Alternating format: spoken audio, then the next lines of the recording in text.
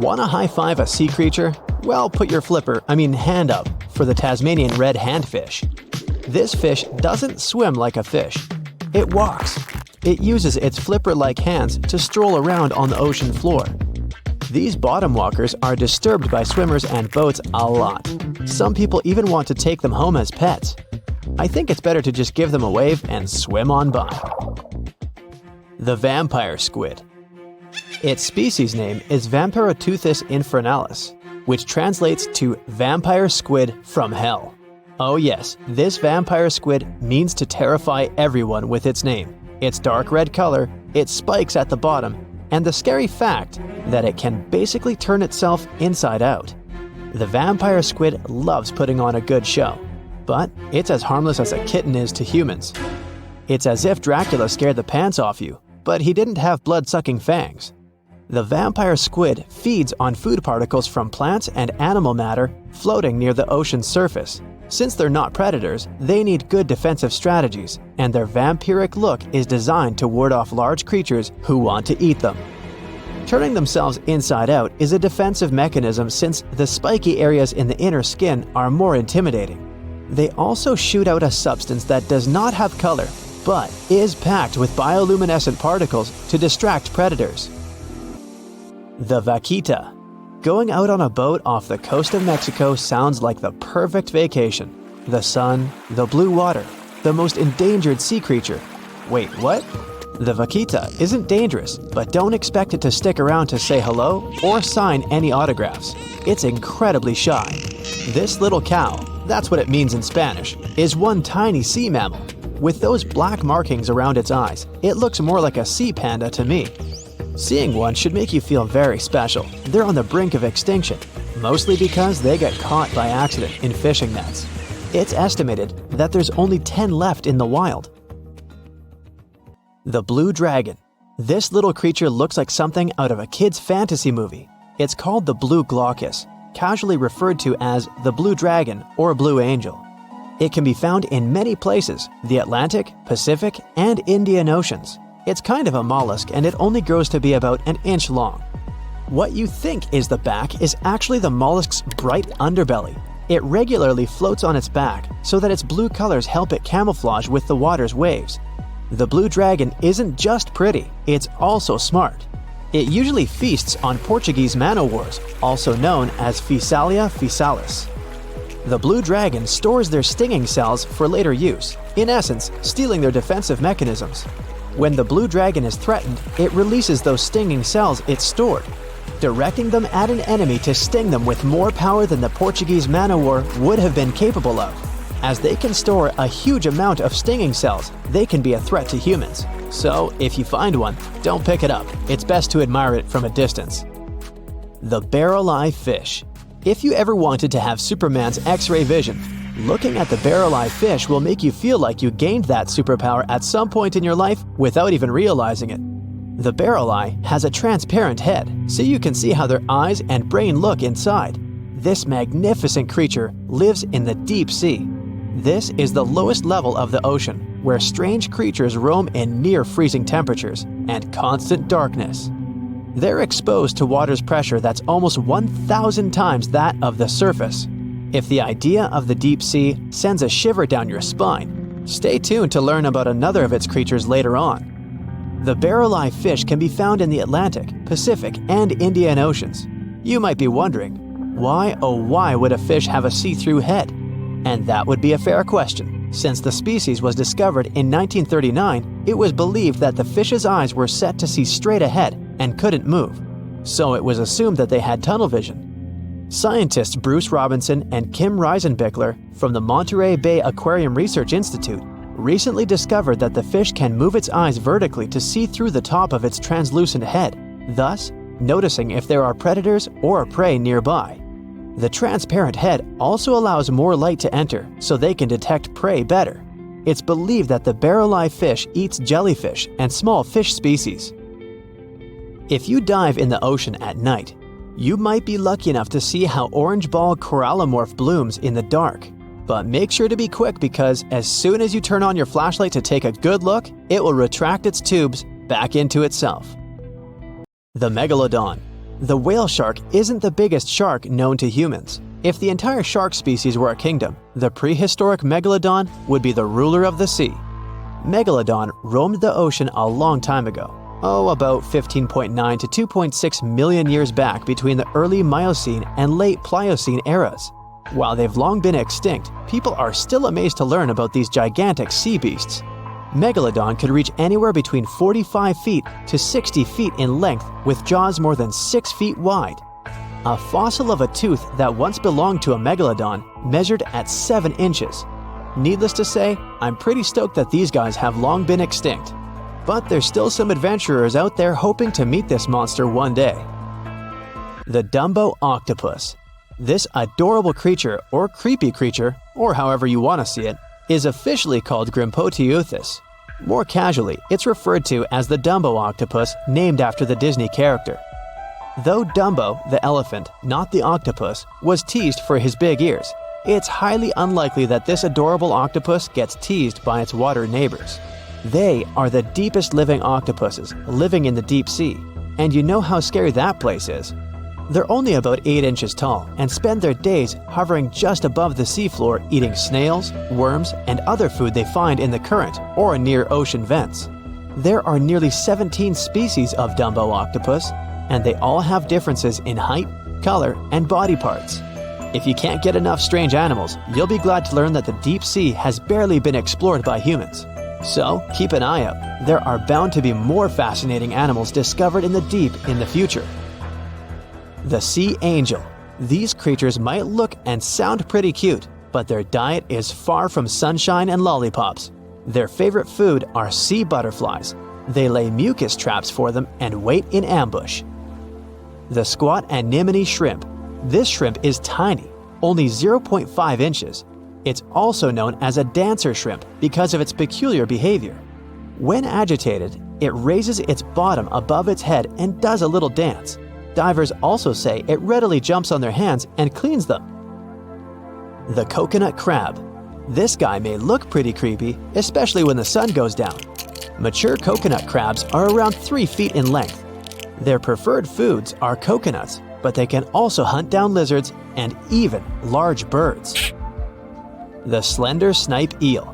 Slender snipe eel is a slim and long creature that's still a mystery for marine scientists. It's 4 feet long and it has at least 750 bones in its spine, which is much more than any other animal in the world. The sea pen. Sea pen is 7 feet long and it has a lot of varieties, but most of them look indeed like a pen or a quill. The similarity is even more striking when the animal has a water-filled bulb that anchors it to the floor. The Persian carpet flatworm. This creature looks indeed like a carpet, despite being very small by comparison. It's only 4 inches long, able to become both male and female. It doesn't really mate with other flatworms. Rather, it fights them for the right to bear posterity.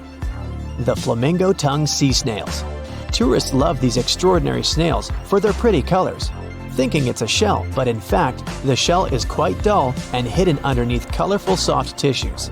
They eat softer, toxic parts of corals and store their toxins to protect themselves. The Heikegani crab lives off the coast of Japan and has a distinct pattern on its shell that looks like a human face. More specifically, the face of an angry samurai, hence the nickname, the samurai crab. The scarlet-striped cleaning shrimp is a natural hitchhiker. It stands on the sea floor and waves its long antennae for fish and sea animals to go down and pick it up. Then it pays for the ride by cleaning the host from bacteria and plankton. Sea salps are often confused with jellyfish, although they're closer to Portuguese man-o'-war. They're very quick to mature, growing from newborns to adults in less than 48 hours. The Galapagos Islands are legendary. They've got giant tortoises, blue-footed boobies, Sally Lightfoot crabs, and red-lipped batfish. But if you've ever swum around there, you might have seen something really unexpected in the water. Iguanas, everywhere. These large marine reptiles eat the algae that grow on underwater rocks. They're strict vegetarians. I bet the fish are happy about that. A long flat tail designed for swimming helps them move around, and sharp claws keep them on the rocks for their daily sunbathing sessions. But watch them closely, they sneeze a lot. They haven't got a cold or anything, they're sneezing out salt. A special gland keeps the salt out of their nose, and they've got to get rid of it somehow. Sounds painful. What's cool is that they don't mind us in the water with them. Because the islands have been so isolated, the creatures here aren't afraid of humans. Fish can fly too. Thanks to their wing-like fins, flying fish can soar a distance of about 600 feet, almost as long as 2 football fields. They need flight to escape from predators. The skeleton shrimp could be the stuff of nightmares if it wasn't so tiny. As it is, it looks like a stick insect, but almost completely transparent. This creature looks more like a fish from a horror movie than from Earth's oceans. The sea devil anglerfish resides at a whopping depth of 3,200 feet and has no shortage of weird features: razor-sharp teeth, a misshapen body, and an unsettling stare. But perhaps the creepiest thing about the sea devil anglerfish is the way it catches its prey. It has a fishing rod-type appendage on its forehead that has a glowing light attached to the end to attract animals. Once these animals come close enough to the light, bam, they're captured by the sea devil's massive jaws. These guys are even capable of eating prey larger than they are, so their eyes aren't bigger than their stomachs. Starfish can cover their prey with their stomachs and eat it outside its body. Then, they simply bring their stomachs back inside. Well, that's handy. Their relatives, sea cucumbers, can do the same party trick, except that they leave part of their guts behind to scare their attacker. It's okay, the missing parts quickly grow back. Cockatoo squids, or glass squids, are a large genus whose members can reach quite impressive size. Yet, one thing they have in common is that their bodies are transparent, and the internal organs glow in the dark. Despite the hairy octopus looking like it's forgotten to comb its hair in the morning, it's actually its skin that's sticking in every direction. Other sea creatures have a harder time realizing where the octopus itself is this way, I guess. The hairy squat lobster lives in reefs, hiding from its enemies in crevices. If you're lucky to see it, you'll instantly notice the drastic difference between its whitish hairs and vibrant pink and violet claws. If you step on a sea urchin, you're gonna know right away. Look at those spikes. While they're not aggressive, they've got a great defense going against any creature that wants to eat them. Venomous spikes and a poisonous bite. Pick your poison, literally. They live in all the oceans of the world, so avoiding them is out of the question. They mostly hang out in shallow water, hiding in rock pools and reefs. So, unmindful people step on them a lot. The long venomous spikes of the urchin look like needles. They feel like them too. They can go in quite deep. Plus, they release a strong toxin. So, what's the cure? Remove the spikes quickly and wash with salt water. Sea turtles are constantly crying. They're not sad or anything. The weeping is only because they excrete excess salts from their body through their tears. Box jellyfish tentacles grow up to 10 feet long, and each tentacle has 5,000 stinging cells. Not bad for a creature that's mostly just water. Their venom is strong enough to paralyze anything they want to eat. Now, if you happen to get stung, it's going to hurt a lot. Its toxins contain proteins that affect the heart, skin cells, and even our nervous system. No wonder it's considered one of the most dangerous creatures on the planet. I wouldn't recommend using sunscreen, soda, coffee, or other older methods. They don't work. Your best bet is some good old-fashioned seawater. Looks like jellyfish are the rulers of the ocean, not sharks. The margin sea lizard isn't an actual lizard. It's a kind of sea slug that dwells close to the water surface. It swims upside down and somersaults to get food. And let's admit, it looks very cute. When some foreign object gets into an oyster's shell, be it a grain of sand, a parasite, or garbage, the thing irritates the mollusk's inner walls. Since the animal can't spit the item out, it envelops it in thin layers that separate from the body. These pearlescent layers accumulate until they form a round pearl. In the past, people believed that pearls were the tears of mermaids. Now we know they're just some decorated debris. Dolphins have highly developed communication. They call each other by name. Each dolphin responds to a specific sound. Mostly they say, "Stop calling me Flipper." The orca is the largest of dolphin species, and they actually have different cultures. Two orcas from different social groups won't even understand each other's language. They're the only animal known to do this. I wonder if they developed any Google Translate for dolphins. The banded shrimp, or banded boxing shrimp, was really aptly named. It's got bands of color all over its body and always stands in a boxer-like, ready-to-strike pose. The brown-lined paper bubble is another sea slug, and it definitely looks like one. It's got a special ability, though. It can quickly burrow holes in the sea floor, hiding from enemies inside them. The snakefish, as the name implies, looks a lot like a snake, but it has a very distinctive feature. It can walk on its fins. Thanks to this peculiarity, it easily crawls from one waterbed to another, choosing habitats more to its liking. On the way, a snakefish can get hungry, for sure, so it often munches on small birds and rodents. It can grow quite big, though, and hunt even larger animals. How much weirder can it get than to walk through the woods and suddenly see a huge and toothy fish stalking some rabbit? The alligator snapping turtle catches its prey by going fishing. Its tongue looks like a worm, and the turtle waits with its mouth wide open at the bottom of a stream, lake, or pond until some unsuspecting fish takes the bait. Then, snap! The jaws come together faster than the blink of an eye, and dinner is served.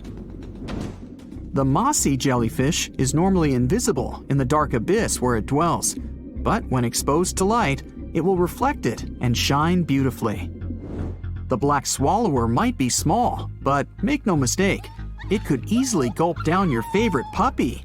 It can open its mouth extremely wide, allowing it to swallow prey twice its size.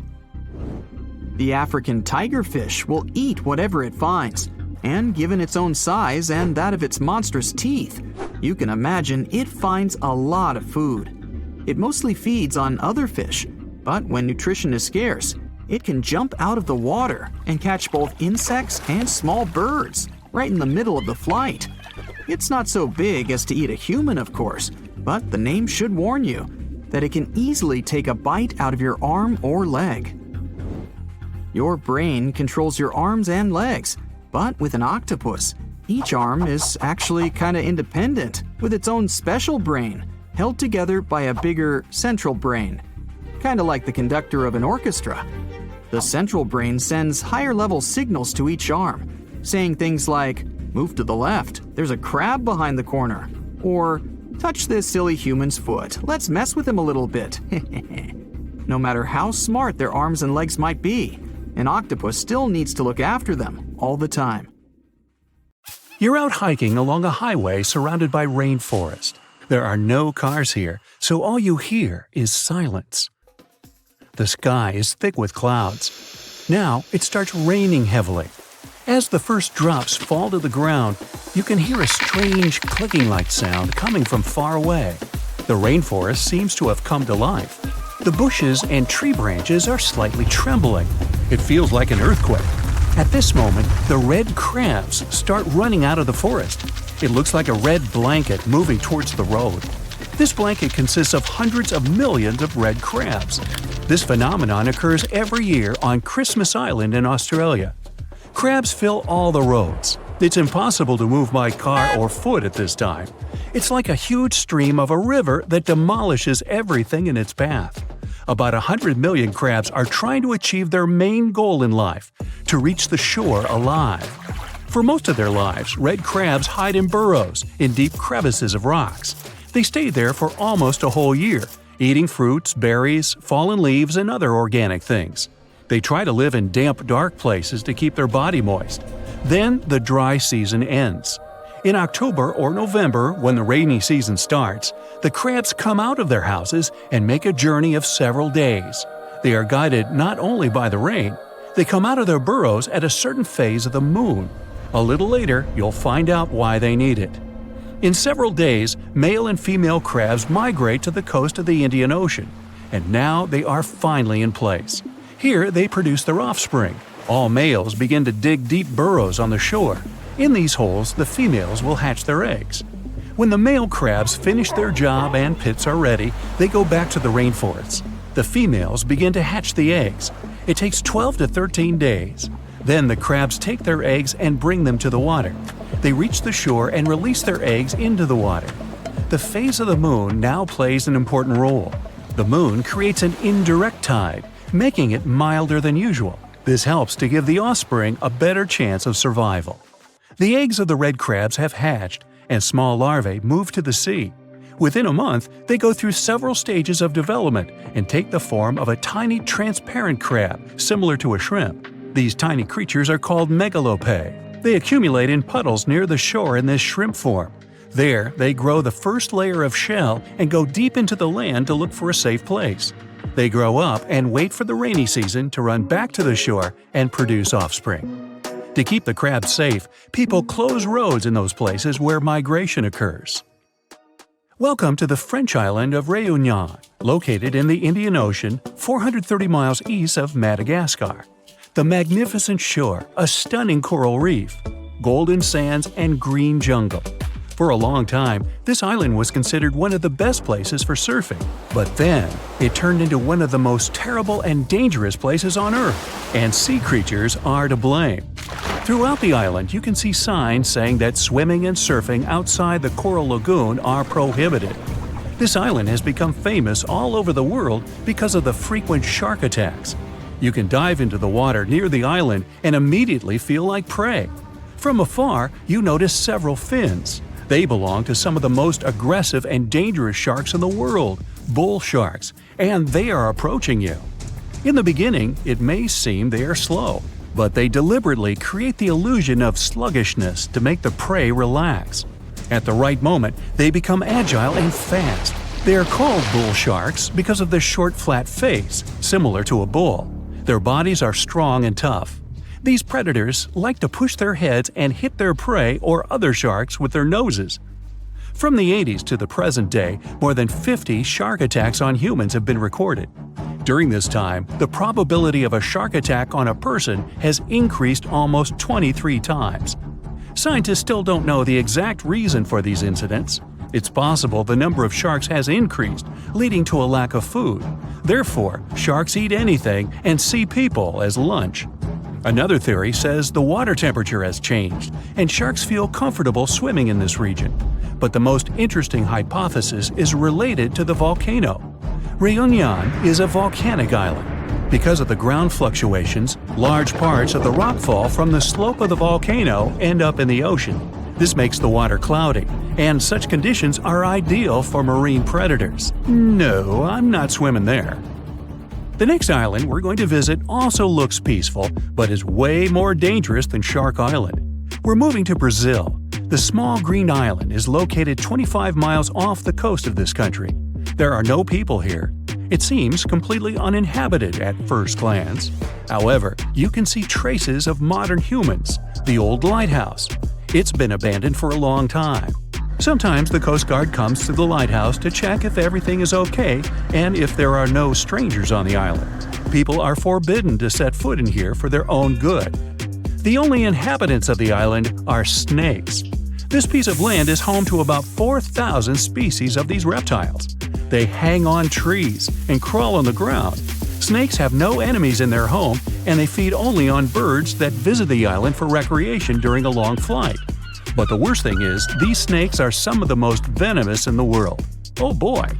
The golden lancehead vipers are a unique species that live only in this place. Snake Island was once part of the mainland of Brazil, but 10,000 years ago, the sea level rose, separated this place, and turned it into an island. The animals that live here were completely isolated. For thousands of years, all living creatures were displaced by poisonous reptiles. Their poison wasn't developed immediately in the body. Evolution has given them this to hunt birds. They can catch prey with one bite. There is a legend that a pirate arrived on the island a long time ago to hide a treasure. He put the chest in the depths of the island and settled snakes here so they would scare away anyone who wanted to find the treasure. Hey, works for me. We're moving to Southeast Asia. Ramri Island is located near the coast of Myanmar. This place was especially dangerous in the first half of the 20th century. The island is covered with dense forests and swamps. This wet place is ideal for a saltwater crocodile. This animal can reach 23 feet in length, nearly twice as long as a passenger car. Hey, you want to take a ride on this croc? Be my guest. And they can weigh nearly 2,000 pounds. These monsters are hiding among swamps and trees. You may not even notice them. At some point, they will come out and attack you. The exact number of crocodiles that lived on this island was unknown, but it was definitely a big number. Any living creature that enters their territory is regarded as food. Currently, the crocodile population on this island has decreased. It's not known whether there are any reptiles here at all anymore.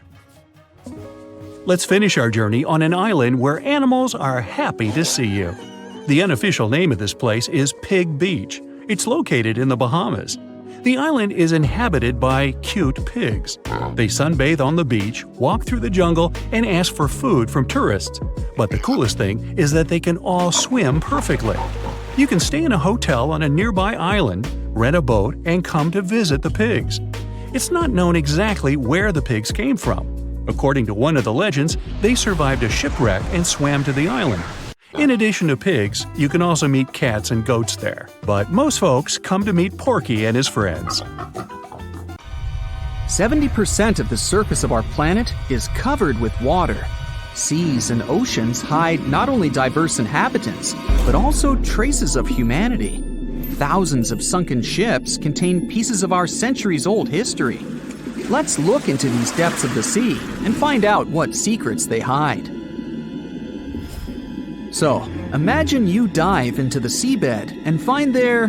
No, it's not the wreckage of a pirate ship of the 16th century. We've seen it many times in many documentary shows and read about it in books, and it's not attractive now. So, you dive into the ocean floor and find a huge porcelain tableware store. And it's not just porcelain that you can buy in the store, but more than 500-year-old dishes. The Chinese Ming Dynasty developed maritime trade for imports from foreign countries several hundred years ago. One ship didn't survive a sea storm and sank somewhere on the northwestern slope of the South China Sea. There, scuba divers discovered a sunken ship with valuable cargo on board. Thousands of porcelain cups, plates, and jugs with beautiful painted patterns lay among algae and sea sand. Experts counted all the items and claimed the ship carried about 100,000 items, but not all of them ended up in the cargo hold.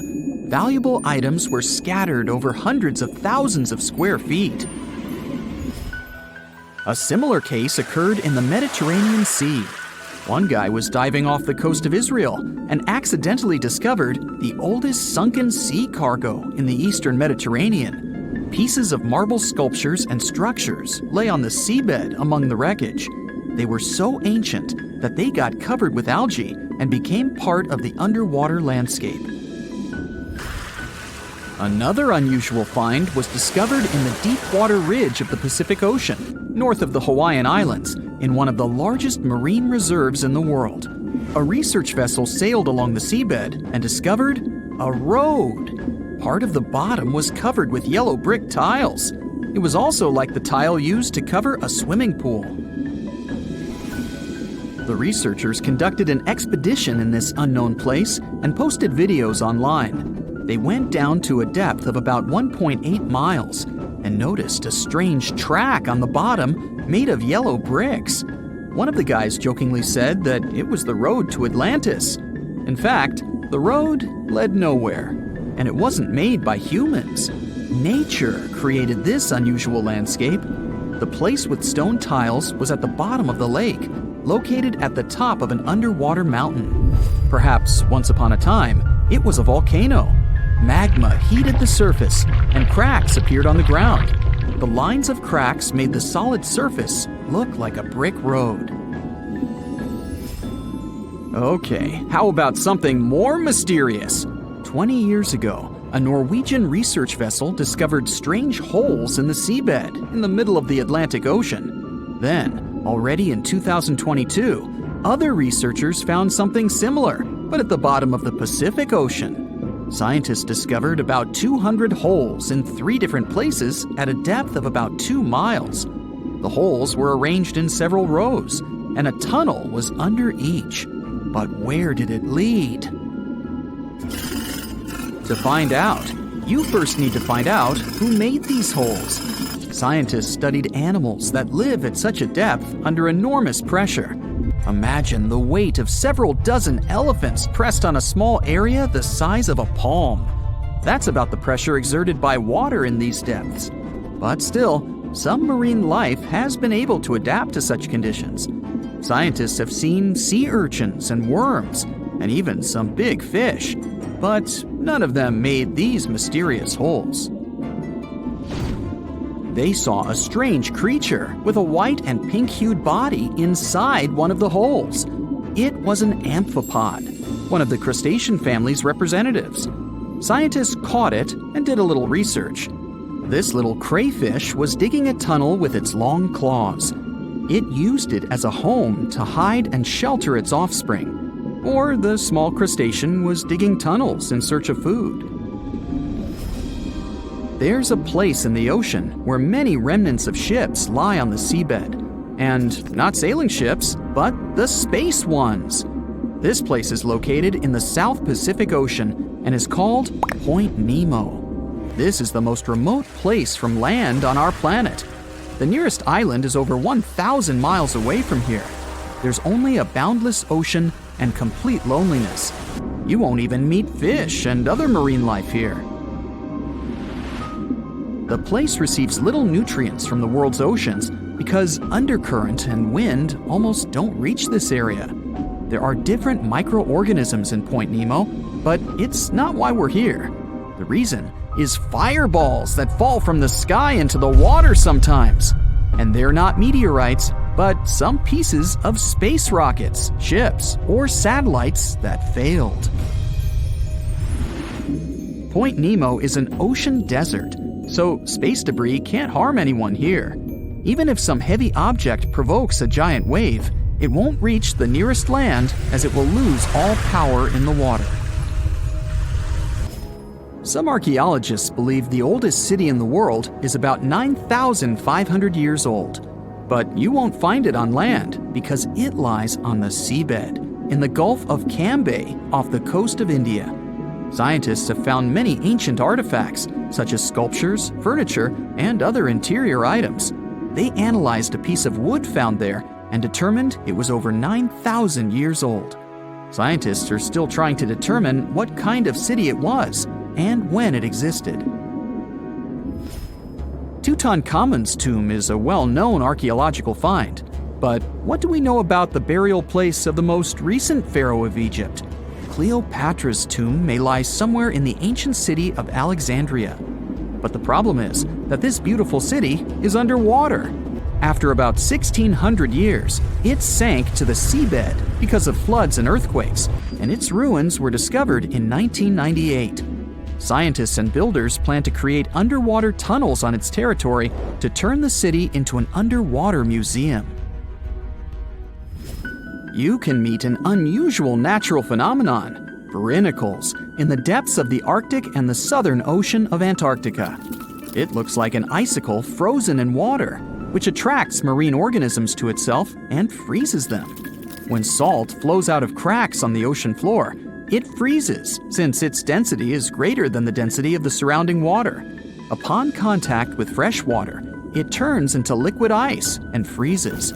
Starfish, hedgehogs, and crustaceans were stuck there as this salt froze them. Famous Stonehenge has a double underwater. At the bottom of Lake Michigan, at a depth of about 40 feet, scientists found several rectangular stones arranged in a circle, just like the famous ancient monument of England. On one of the stones, scientists noticed something similar to the image of a mastodon, an elephant-like animal that became extinct more than 10,000 years ago. Despite the apparent similarities with Stonehenge, some scientists believe that nature could make this monument. In 2012, scientists found a strange object similar to an extraterrestrial spacecraft on the Baltic Lake floor. This stone object had tunnels and staircases around it.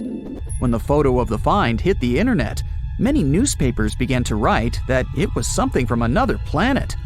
But scientists analyzed the artifact and said there was nothing extraterrestrial in it. It was a natural rock formation, but no one knows how nature could do such a thing. It looks like a prehistoric creature that came from the time of dinosaurs. This scary beast is called the basking shark. It can grow up to 39 feet. People have only reported 3 of them in the past 160 years. The last sighting was in 2015, and before that, about 80 years ago. These sharks sometimes rise to the surface to filter out small animals, such as shrimps and other small crustaceans, when they want to have a nice, tasty seafood dinner. But when there isn't enough grub at the surface, they go down to the depths of almost 3,300 feet, where they tend to stay for months, which is something researchers discovered using satellite tags. Tag, you're it! Now, basking sharks like to spend their time in more temperate waters, but they can migrate long distances. They live across the globe, but in warm tropical or subtropical areas, they won't go near the surface because they're not fans of high temperatures.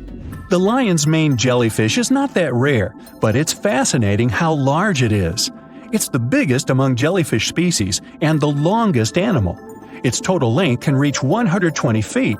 That's approximately 23 feet more than the longest blue whale scientists know about. The jellyfish has around 70 to 150 tentacles, and they all contain huge amounts of neurotoxins that can seriously harm you if you come in contact with the animal. But people don't usually come across this type of jellyfish because it rarely lives near the coast, preferring the open ocean.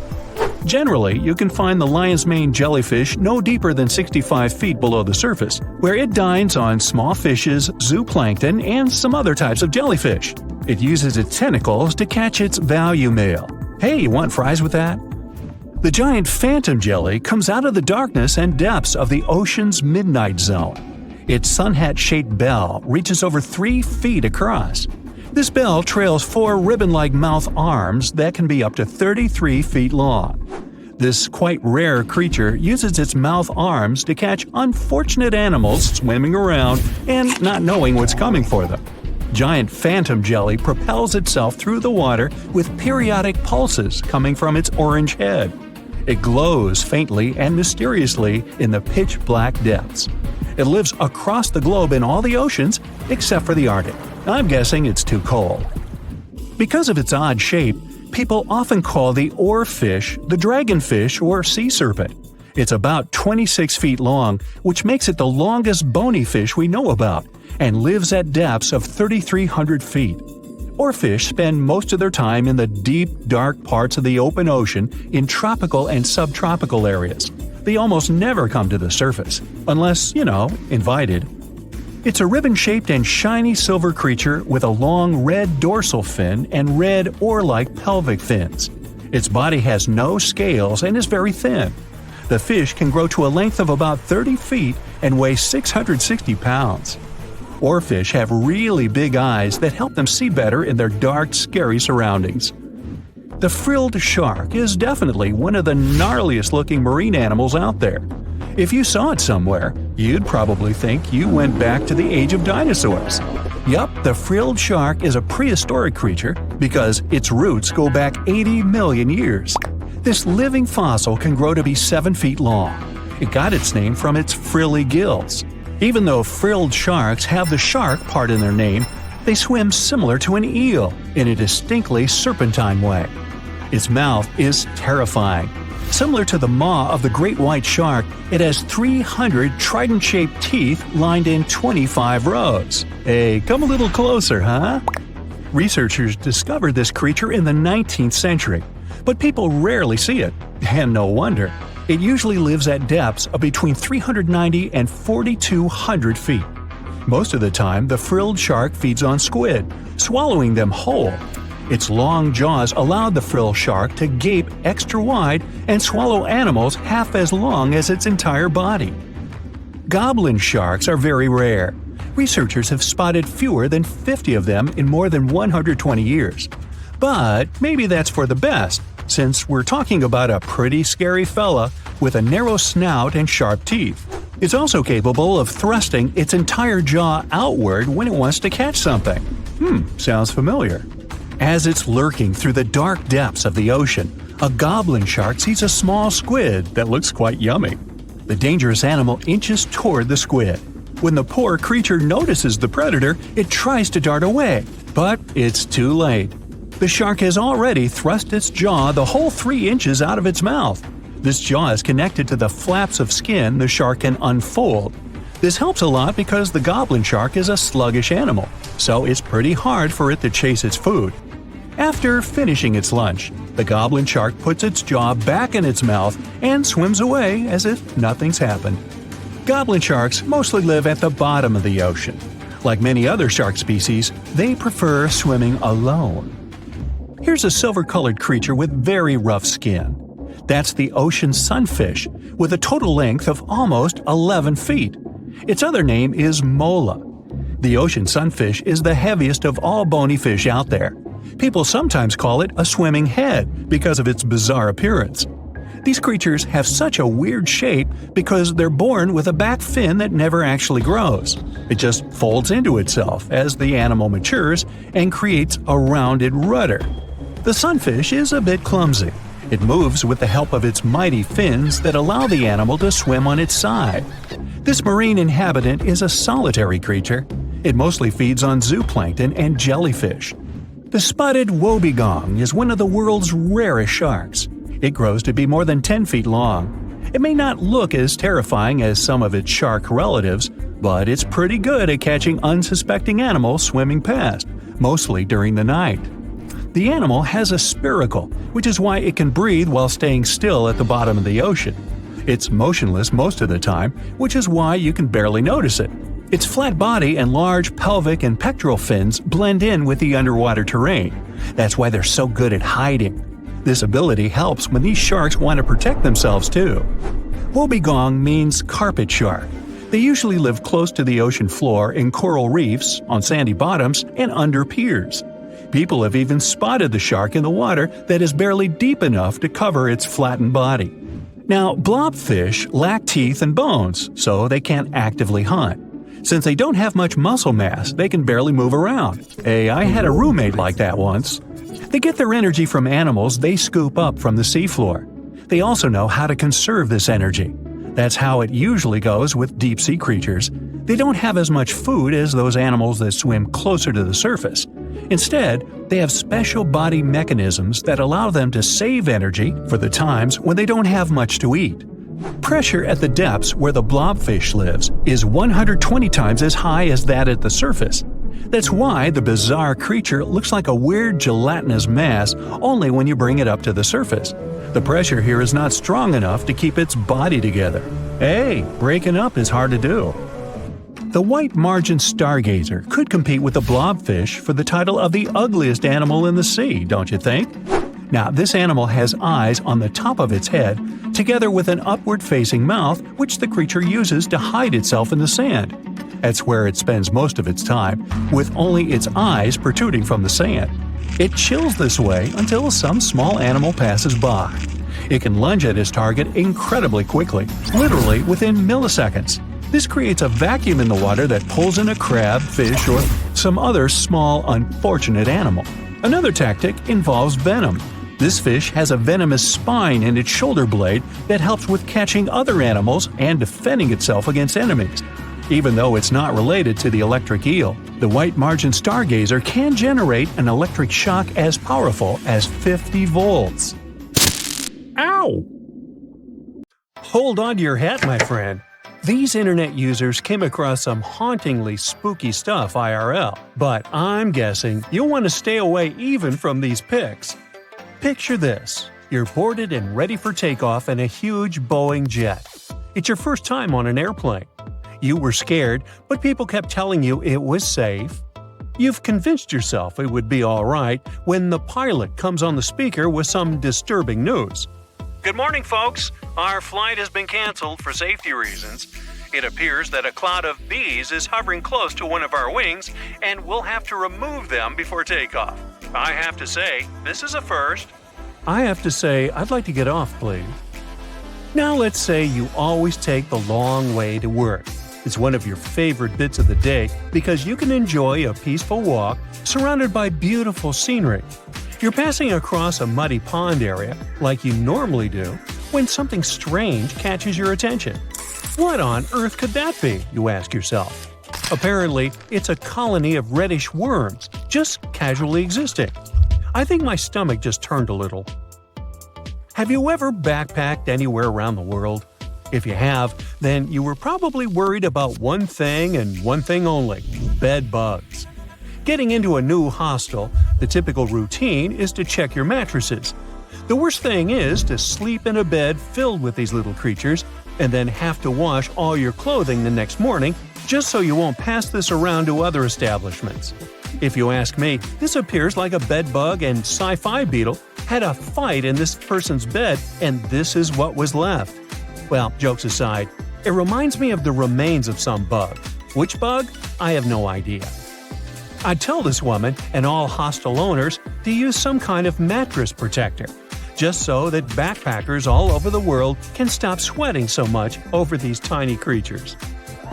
Now, you've just won an all-inclusive trip to Hawaii. Ah, the white sandy beaches and the amazing sunsets. You're happy to leave your fancy hotel and take long walks on the beach. But wait, what's that? It appears like a lobster shed its tail and the remains came floating all the way to the sand. But according to experts, that's not a lobster. They wouldn't shed just their tail. That appears to be some kind of isopod. Isopods are crustaceans that look somewhere between shrimps and lobsters. That's why you thought it was a lobster, huh? They also look like giant roly-polies. Do you know what these are? Someone had a roly-poly infestation in their house, and it does not look like something you want to have to deal with. Imagine spending your days hunting these tiny creatures all over your furniture. No thanks. Now, when I was a kid, I loved playing pranks on people. But I would be the first one to be completely spooked when someone played a prank on me. I'm guessing the person who ran into this thing on their office wall wasn't too pleasant. But hey, maybe it's karma, right? What goes around comes straight back around. Imagine it's a sunny Sunday morning and you went on a hike with your best friends. You hiked up a pretty steep mountain covered in knee-high vegetation. You know what that means, right? Bugs. The great thing about bugs is that they never cease to amaze you. There are endless varieties of extremely rare and never-before-seen bizarre bugs. The first one you met was this thing right here. It fell off your dog's back. It resembles a jackfruit seed mated with a spider, and this is what came out of that union. Hopefully, it's just a bizarre insect and not threatening in any way. Your sock also picked up a few buddies along the way. Look at the number of ticks your sock protected you from. The next time you go on a hike like this one, you should take some kind of bug repellent with you, but a strong and effective one. You know, like an ultrasonic repellent that disorients ticks, so they'll never find the way to your juicy socks. And speaking of bugs, quick test here to find out if you're the type of person that loves or loathes the great outdoors. Imagine it's early in the morning and you just woke up in a remote house found deep inside a forest. You step outside, and the first thing you see on the porch is a snake casually passing by. Would you take a selfie with it, or close the doors and hide back in your covers as fast as humanly possible? Or maybe you just woke up, opened the door to the outside world, and got to be the sole witness of a bug molting. Would you shed a happy tear or be disgusted by it? I mean, look at it. It seems like a baby Pokemon. So cute. Ah, it's summertime. My favorite time of the year. You can enjoy the pool until late in the evening and meet your friends and family for a Sunday outdoor picnic. But there's one thing that really annoys me: bees. Eating outdoors usually means having to share some of your juice or yummy food with a bunch of bees. If only some genius person invented something that kept bees away from our food, like some ultrasonic frequency we could blast on our speakers, or some kind of decoy nest that was more interesting to the bees than my picnic food. Oh, or maybe this. I guess this will do. Simple but effective. I'll try it out and tell you if it worked out for me. The best thing after a hard day's work is coming home. Except when you're welcomed by this thing. I mean, how did this spider even get here if you live in a city apartment miles away from any real greenery? That's a mystery I'll never solve. You take your 5-year-old to play in the local park. She's in a digging phase, so as soon as she gets there, she starts digging up the whole place like a Jack Russell Terrier. You watch her have buckets of fun when suddenly you spot a shiny blue thing crawling out of the hole. What on earth? You think to yourself. You grab it with a stick and it reveals itself. A centipede. You know, the things that burn you with their venomous legs. Best to put it back in the hole and move to another park. If you could choose any movie or TV series to live inside of, which one would you choose? Most likely some cozy rom-com, right? I'm guessing no one, or almost no one here, would choose to live life as a Last of Us character, right? But it seems to me like this person had a Joel moment, if you ask me. This thing crawling out of the forest floor is a fungus that imitates a human hand. I mean, does life imitate art, or is it really just one giant messy blob? Remember when we talked about backpackers? Well, this person had a similar problem as they do. Apparently, they took a bunch of clothes to wash and dry, and this is what the dryer filter looked like afterward. There are maybe 100 little buddies in there. Ooh. Out of curiosity, do you know why they're called bed bugs if they hide on the floor and not in your bed? They crawl up to someone's bed at nighttime because they can sense carbon dioxide emissions, also known as they can sense your breath. If this isn't a horror movie plot, I'm not sure what is. Where do I even start with this one? I'd say this piece was actually a prop from a Tim Burton movie that somehow got lost and ended up in your vegetable basket. It's supposed to be a yam, but it's shaped like Grinch's hand if he were white instead of green. Oh my. In my wildest dreams, I couldn't make this stuff up. Texas is home to some of the oddest, creepiest, and most unusual animals you've ever heard of. It might come as a surprise, but this state is full of creatures you'll hardly see in other places. So, let's have a look at the most amazing ones. This truly beautiful bright blue creature is called the blue sea dragon. Despite such an imposing name, the critter is actually tiny. Usually no bigger than a grape. You may find it on the beach or floating beside you in the water. Now, you need to remember one thing. However pretty this little slug may look, never ever touch it. One tourist spotted a few of these pretty dragons on the shore of Mustang Island. He scooped one of the creatures up. He wanted to film it. Luckily, he put it back into the water before it could sting him. Otherwise, it would have ended badly since the blue sea dragon is venomous. Despite their tiny size, their sting can pack a punch. All because of their diet. Their favorite dish is the Portuguese man-o-war, a jellyfish that has enough venom to paralyze small fish and crustaceans. The blue dragons first use mucus to neutralize the jellyfish's infamous stinging cells. And then they steal these cells from the man-o-war's tentacles and store and concentrate them within their own tissues. Then they release these stinging cells on contact, which makes their own sting more powerful, even worse than that of the man-o-war itself. These awesome creatures are also extremely sneaky. Even though their appearance is bright, to say the least, they're well-known masters of disguise. You see that vibrant blue coloring is actually on their bellies, and when they float on their backs, they simply blend with the water. As for their backs, they're great to camouflage these animals on the seafloor. Now, how about a funny fact? A group of tiny dragons floating together is called a blue fleet. And another fact, blue dragons normally lay a string of around 16 eggs. And it takes them 3 days or so to hatch into larvae. Blue sea dragons rarely make it to the shore. They're soft-bodied, so when the animals finally get through the surf zone and are deposited on the shore, they're already broken apart. And still, watch out! Even in this case, the venom in their bodies doesn't dissipate. But of course, blue sea dragons aren't the only unusual animals inhabiting Texas. Have a look at this nightmarish creature, poisonous, slimy, and kinda immortal. Meet the hammerhead worm. The worst thing? It might be lurking in your garden while you're watching this video. You can easily recognize this worm by its creepy, spade-shaped head. It doesn't look like any other invertebrate you've ever seen. Or any other creature, that is. At first, it was only found in East Texas. But later, researchers spotted these spine-chilling creatures in North, Central, and South Texas. Basically everywhere but the arid areas of West Texas. One of the most terrifying things about this worm might be its length. This creature can grow as long as 1 foot. Luckily, such giants aren't very common. Most hammerhead worms only reach 6 inches in length.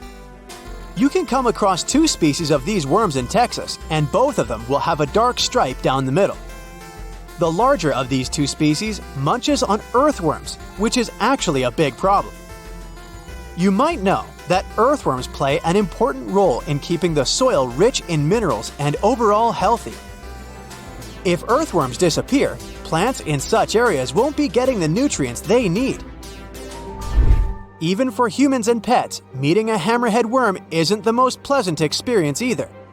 Hammerheads are the only terrestrial invertebrates that secrete a very dangerous neurotoxin, the same as pufferfish produce. Thanks to the sheer size of the human body, touching a hammerhead worm won't hurt you too much, but it may still cause your hand to start tingling or even go numb. It's much more dangerous for pets. There have been cases when dogs ate hammerheads, which left them feeling sick for the whole day. Interestingly, these worms are native to Southeast Asia. But they must have mastered the art of hitchhiking, since in the early 1900s they were already found in the US. Keep in mind that if you want to get rid of a hammerhead worm, which is the best course of action, the worst thing you can do is chop it with a shovel. The thing is, flatworms reproduce by ripping themselves in half, so by cutting it, you actually help the populations of the worms, turning 1 into 2. That's the reason why hammerheads are sometimes described as immortal, which is a bit of a stretch since these creatures can't survive in vinegar or salt. Now, even though you're safe from the hammerhead worm in West Texas, it doesn't mean you can't come across another dangerous animal, such as the land lobster from hell. These creatures are also known as vinegaroons, and they're not real crustaceans, they're arachnids. Huh? Who would have guessed? Anyway, these 8-legged critters have a really nasty bite, but it's not the worst thing about them. Land lobsters? Brace yourself. Spray vinegar-like 85% acid from their tails. Mostly they do it to protect themselves, but it still sounds like an unfriendly thing to do, right? A land lobster can also pinch a finger that's gotten too close with its heavy mouth parts. At the base of their abdomens, vinegaroons have long whip-like tails. That's why these arachnids are often called whip scorpions, even though they're neither related to scorpions nor have stingers. Summer rains lure these arachnids out of their burrows in search of food and love. Luckily, experts claim that land lobsters aren't poisonous to humans, but they're very likely to leave a mark with their large pinchers, which they use to capture insects. Vinegaroons can be considered useful since they eat millipedes, crickets, scorpions, and cockroaches. They hunt by sensing the vibrations of their prey with those long front legs of theirs. Since land lobsters prefer to come out after dark, you aren't likely to see one in the daylight. But if you stumble upon one, check it out. If it's a female, it may be carrying her hatchlings on her back. Now, imagine it's the middle of spring and you're walking among blooming flowers and greenery. Suddenly, you spot something extremely bizarre on the ground. The animal looks cute, fluffy, and soft-looking. The desire to touch it is irresistible. Watch out! The sting of the hairy caterpillar can pack a serious punch. This one is called the pus moth caterpillar, or asp. There are several stinging caterpillar species in Texas: the buck moth caterpillar, spiny oak slug caterpillar, saddleback caterpillar, and eel moth caterpillar. And touching any of them can lead to unpleasant consequences. If you had touched that pretty hairy thing in the park, you'd most likely start feeling a burning sensation and develop an itchy rash. In the worst case scenario, you'd even have to go to the emergency room. The main problem is that people react very differently to caterpillar toxins. Some may develop more severe reactions than others. Plus, how bad the consequences are also depends on the thickness of the skin in the affected area. In most cases, the unpleasant sensation and rash go away in a few hours or sometimes days. On the bright side, such caterpillars later turn into moths and butterflies that help pollinate flowers and trees. Getting rid of these critters means doing a massive disservice to the area where you live. Specialists are sure that coming across a stinging caterpillar won't lead to anything bad if you keep in mind the rule of thumb. If a caterpillar looks fuzzy, don't touch it. And the best solution to dealing with such creatures is educating people on what such caterpillars are, what they look like, and why it's dangerous to touch them with unprotected hands. Think you know what lurks in the depths of the ocean? While nearly 95% of our oceans haven't been explored yet, it's hard not to let your imagination run wild. But thanks to brave explorers, deep-sea cameras, and awesome archaeologists, we do know about some pretty incredible sea creatures living in our waters today, and millions of years ago. From the 9-foot spider crab to the 60-foot prehistoric Megalodon, these sea dwellers come in all shapes and sizes. But let's focus on sea creatures famous for their huge size. Can you guess which living species of whale is the largest? Well, it's not the orca, but that's a good guess. The orca is a toothed whale that can grow to anywhere from 23 feet to 32 feet, which is slightly smaller than a school bus. How about the narwhal? Nope, they're not the biggest either. These unicorns of the sea live mainly in Arctic waters and only grow 13 feet to 20 feet in length, and that's including their 9-foot tusk. Tired of guessing? Okay, I give in. The largest whale that still exists today is the blue whale. At a jaw-dropping 82 feet to 105 feet, the blue whale is not only the biggest whale we know of, but is currently the largest animal to have ever lived on Earth. Seriously. These animals are bigger than a T-Rex, and even the prehistoric Megalodon. If you were to put a blue whale next to a school bus, it would look like it could swallow it. Think about that. According to National Geographic, a blue whale's tongue can weigh the same as an elephant. And their hearts can weigh as much as a car. That doesn't even sound possible. It's no wonder these giants need to eat about 4 tons of krill every day. While there aren't too many animals living today that can compete with the blue whale's epic proportions, there is an entirely different species that is a good contender, and it's not quite what you would expect. It's a jellyfish. No, I'm not talking about the little jellyfish that wash up on the shore and ruin a perfectly good day at the beach. I'm referring to the lion's mane jellyfish, the biggest jellyfish around. This invertebrate can grow up to 120 feet long. They also come in different gorgeous colors like red, purple, or even shades of orange. As if their length wasn't impressive, the lion's mane jellyfish boast a whopping 8 sets of 70 to 150 tentacles. That means they can have up to 1,200 in total. And here's the giant oceanic manta ray, the largest type of ray in the world. Their wingspan can be longer than a bus. These guys can reach 30 feet in length. They also have the biggest brain compared to body size among all fish. Unlike their stingray cousins, mantas don't have venomous tails. And while the lion's mane jellyfish and the blue whale are yet to be beaten for the longest sea creature, there is one marine creature that can grow even larger in length. The Portuguese Physalia physalis, tentacles and all, can reach a length of 165 feet long, and that's according to mentalfloss.com. While this thing may look a lot like a jellyfish, it's actually known as a siphonophore, and there are hundreds and sometimes thousands of them that are genetically identical. Their long tentacles help the organism catch prey, and its sting is fatal to most animals, even humans in some cases. What's even creepier is that if one of the tentacles comes off the organism for whatever reason, it can float around the water for days before decomposing.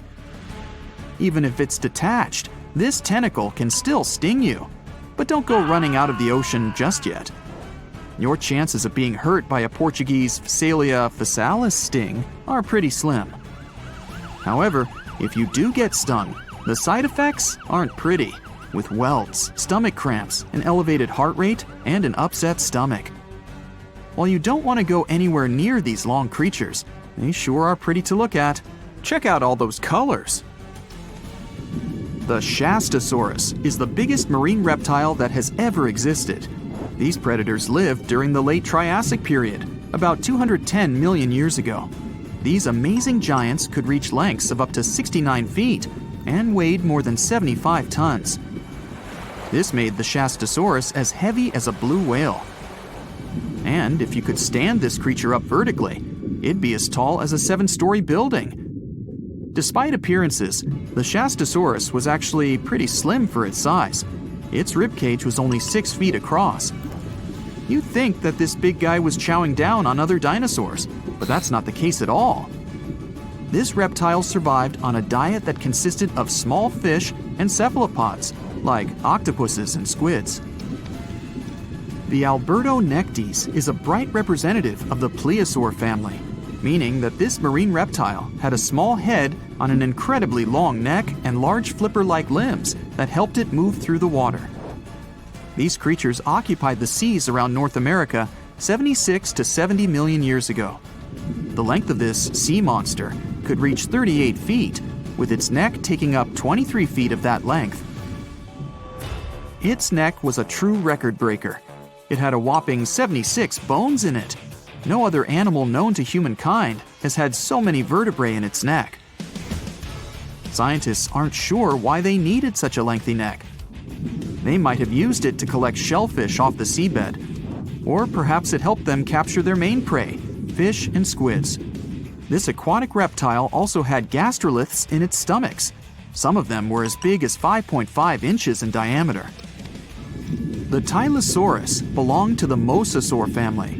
It dominated the shallow seas of North America about 85 to 80 million years ago.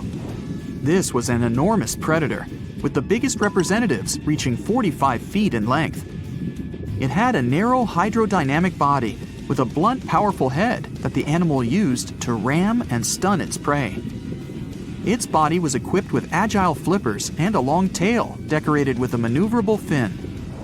The Tylosaurus was a carnivore, and its diet included not only fish, turtles, and small sharks, but also other mosasaurs, plesiosaurs, and flightless birds. Meet Ophthalmosaurus. This prehistoric reptile thrived during the late Jurassic period and lived in oceans all over the world. Ophthalmosaurus weighed somewhere around 6,000 pounds and grew to approximately 16 feet long, according to newdinosaurs.com.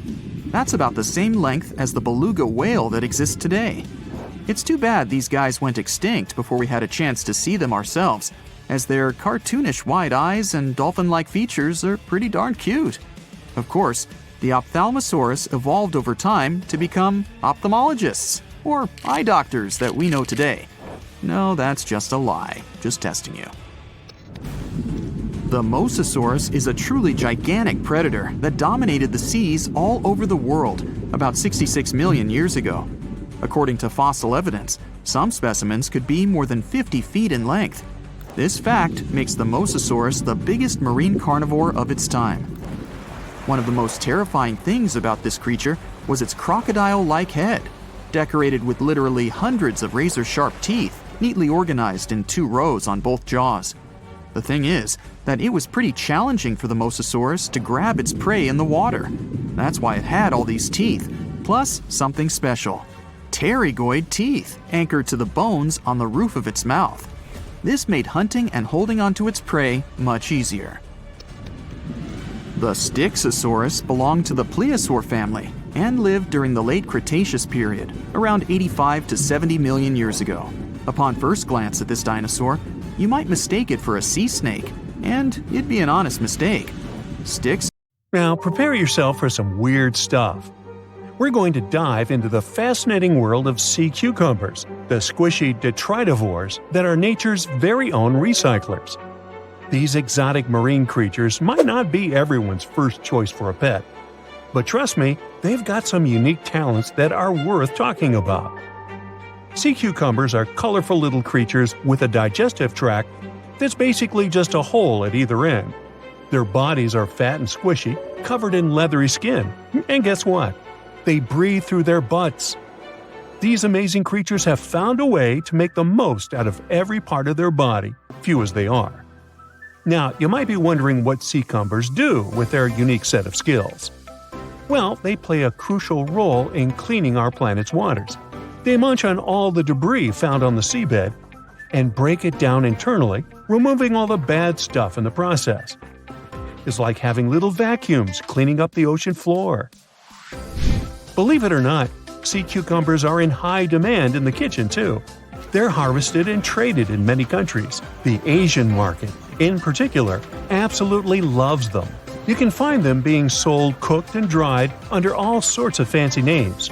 Or, if you prefer a more direct approach, you can just call them sea slugs. Now, here's the fun part. A dried sea cucumber can cost you up to a whopping $1,400 per pound. These squishy delicacies are truly worth their weight. But let's take a step back in time. The tradition of eating sea cucumbers goes way back, more than 1,000 years in Asia to be precise. And as demand for these curious creatures grew, so did the need to find them elsewhere. This led to overexploitation of local fisheries, causing sea cucumber stocks to diminish in many countries. Uh-oh, not good for our little sea cucumber friends. One of the most interesting examples of sea cucumbers is the pink see-through Fantasia. Not only does it look amazing, but it also has this great defense system, where it uses bioluminescence to scare off predators. Thankfully, some brilliant researchers around the world have decided to act. They're on a mission to breed sea cucumbers and replenish the depleted fisheries. They're also exploring how these creatures can be a reasonable food resource and help reduce the damage done by fish farming. In Scotland, for instance, where a team of enthusiastic students started a company for this particular purpose. Their goal? To figure out how sea cucumbers can absorb as much of the bad stuff they can in the water. They might just be the aquatic superheroes we've been waiting for. Meanwhile, in Sweden, marine biologists are working hard to restore the population of red signal sea cucumbers. These poor creatures have been fished out of local waters, but specialists are determined to give them a fighting chance. They're also exploring how sea cucumbers can fit into seafood cultivation. Their lab is like a sea cucumber daycare, carefully nurturing the next generation of these wiggly wonders. And let's not forget about Canada. Research scientists are focusing on the giant red sea cucumber. These magnificent creatures can grow up to 20 inches long and are perfect for co-cultivation with other species. They're even developing special containment systems that will make it easier to keep sea cucumbers where they're needed the most. Okay, speaking of amazing sea creatures, what about a fish that can fly? Heard that right, we're about to stumble upon a land where fins meet flying, and the ocean becomes a runway for these airborne acrobats. Prepare to be fantastically entertained. Nah, I didn't write that one. So picture this, you're lounging by the warm ocean waters, minding your own business, when suddenly you see a fish soaring through the air like a torpedo. That's right, they are real and they got some serious style. With their sleek bodies and pectoral fins that resemble wings, they're the high flyers of the sea. Now, you might be wondering, why would a fish take to the skies? Well, it turns out these magnificent creatures have developed this nifty gliding ability as a sneaky trick to escape from their underwater foes. And boy, do they have plenty of enemies. Those guys are all on the lookout for a tasty flying fish snack. When it comes to their diet, these avian fishes are quite the foodies. They chow down on a variety of treats, including the ever-popular plankton. Who knew tiny floating organisms could be so delicious? Now let's take a closer look at the flying fish family album. We've got a whopping 40 known species strutting their stuff in the sky. And here's a fun fact. All of them have tails that are forked in an uneven manner, with the lower lobe being longer than the upper one. It's like the fishy version of a funky hairstyle. And there's more. Some of these weird flyers even have supersized pelvic fins, giving them the appearance of having 4 wings. Can you imagine the envy in the fish community when they see these trendsetters gliding by?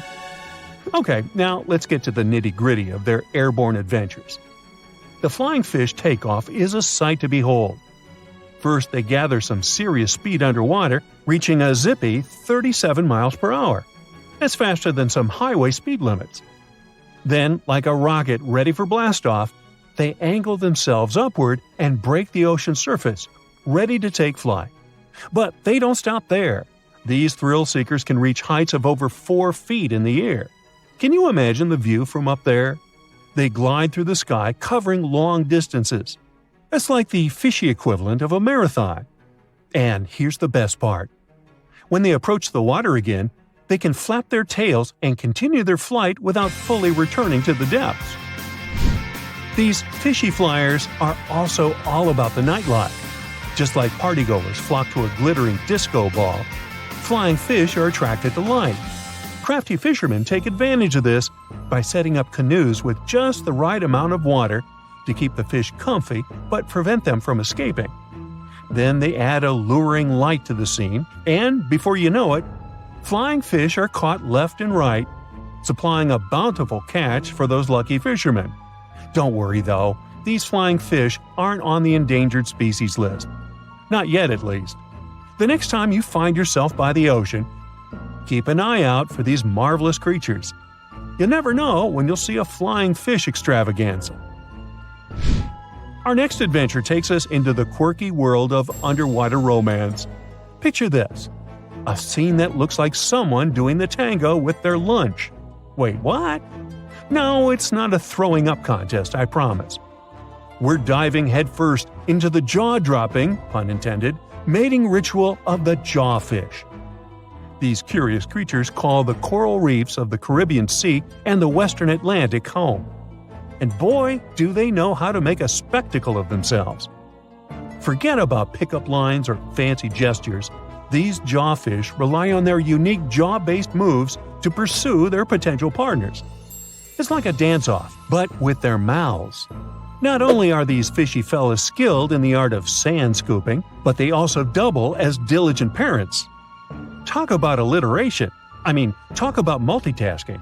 The males take their parental duties to the next level by carrying the precious eggs in their giant mouths until they're ready to hatch. It's like they have their own aquatic daycare center going on. When they're not busy nurturing their offspring, these jawfish transform their mouths into fighting tools. That's right, it's time for the Jawfish Fighting Championship. They go head-to-head, or rather mouth-to-mouth, in epic battles of mouth strength and agility. You know the old saying, put your money where your mouth is? Well, these jawfish take it to a whole new level. Whether it's for romance, parroting, or friendly competition, these jawfish show us that sometimes actions do really speak louder than words. They may look like they're having a bad seafood experience, but rest assured, it's just their unique way of finding love and expressing themselves. Amelia Earhart blazed a trail across the sky and left a comet tail of awe and inspiration. Her signature move? Oh, just casually zipping across the Atlantic Ocean, all alone, a feat only a person with nerves of steel could pull off. And if that wasn't enough, she whipped out another first, the inaugural solo flight from tropical Hawaii to the mainland US. However, one day, Amelia vanished during an audacious attempt to circle the entire globe in her trusty plane. Despite extensive searches, neither she nor her aircraft were ever found. Amelia's vanishing act turned into one of the most enduring whodunits of the 20th century. Now, let me tell you a bit more about the hero of our story. For starters, she came from the picturesque Kansas town of Atchison, but what made her truly special from a young age was the fact that she liked to break social molds. She liked to play basketball and tinker with cars. In between her adrenaline-filled exploits, Amelia served as a nurse's aide in Toronto. There, she started hanging around local airfields, probably trying to pick up some flying tips from the local pilots.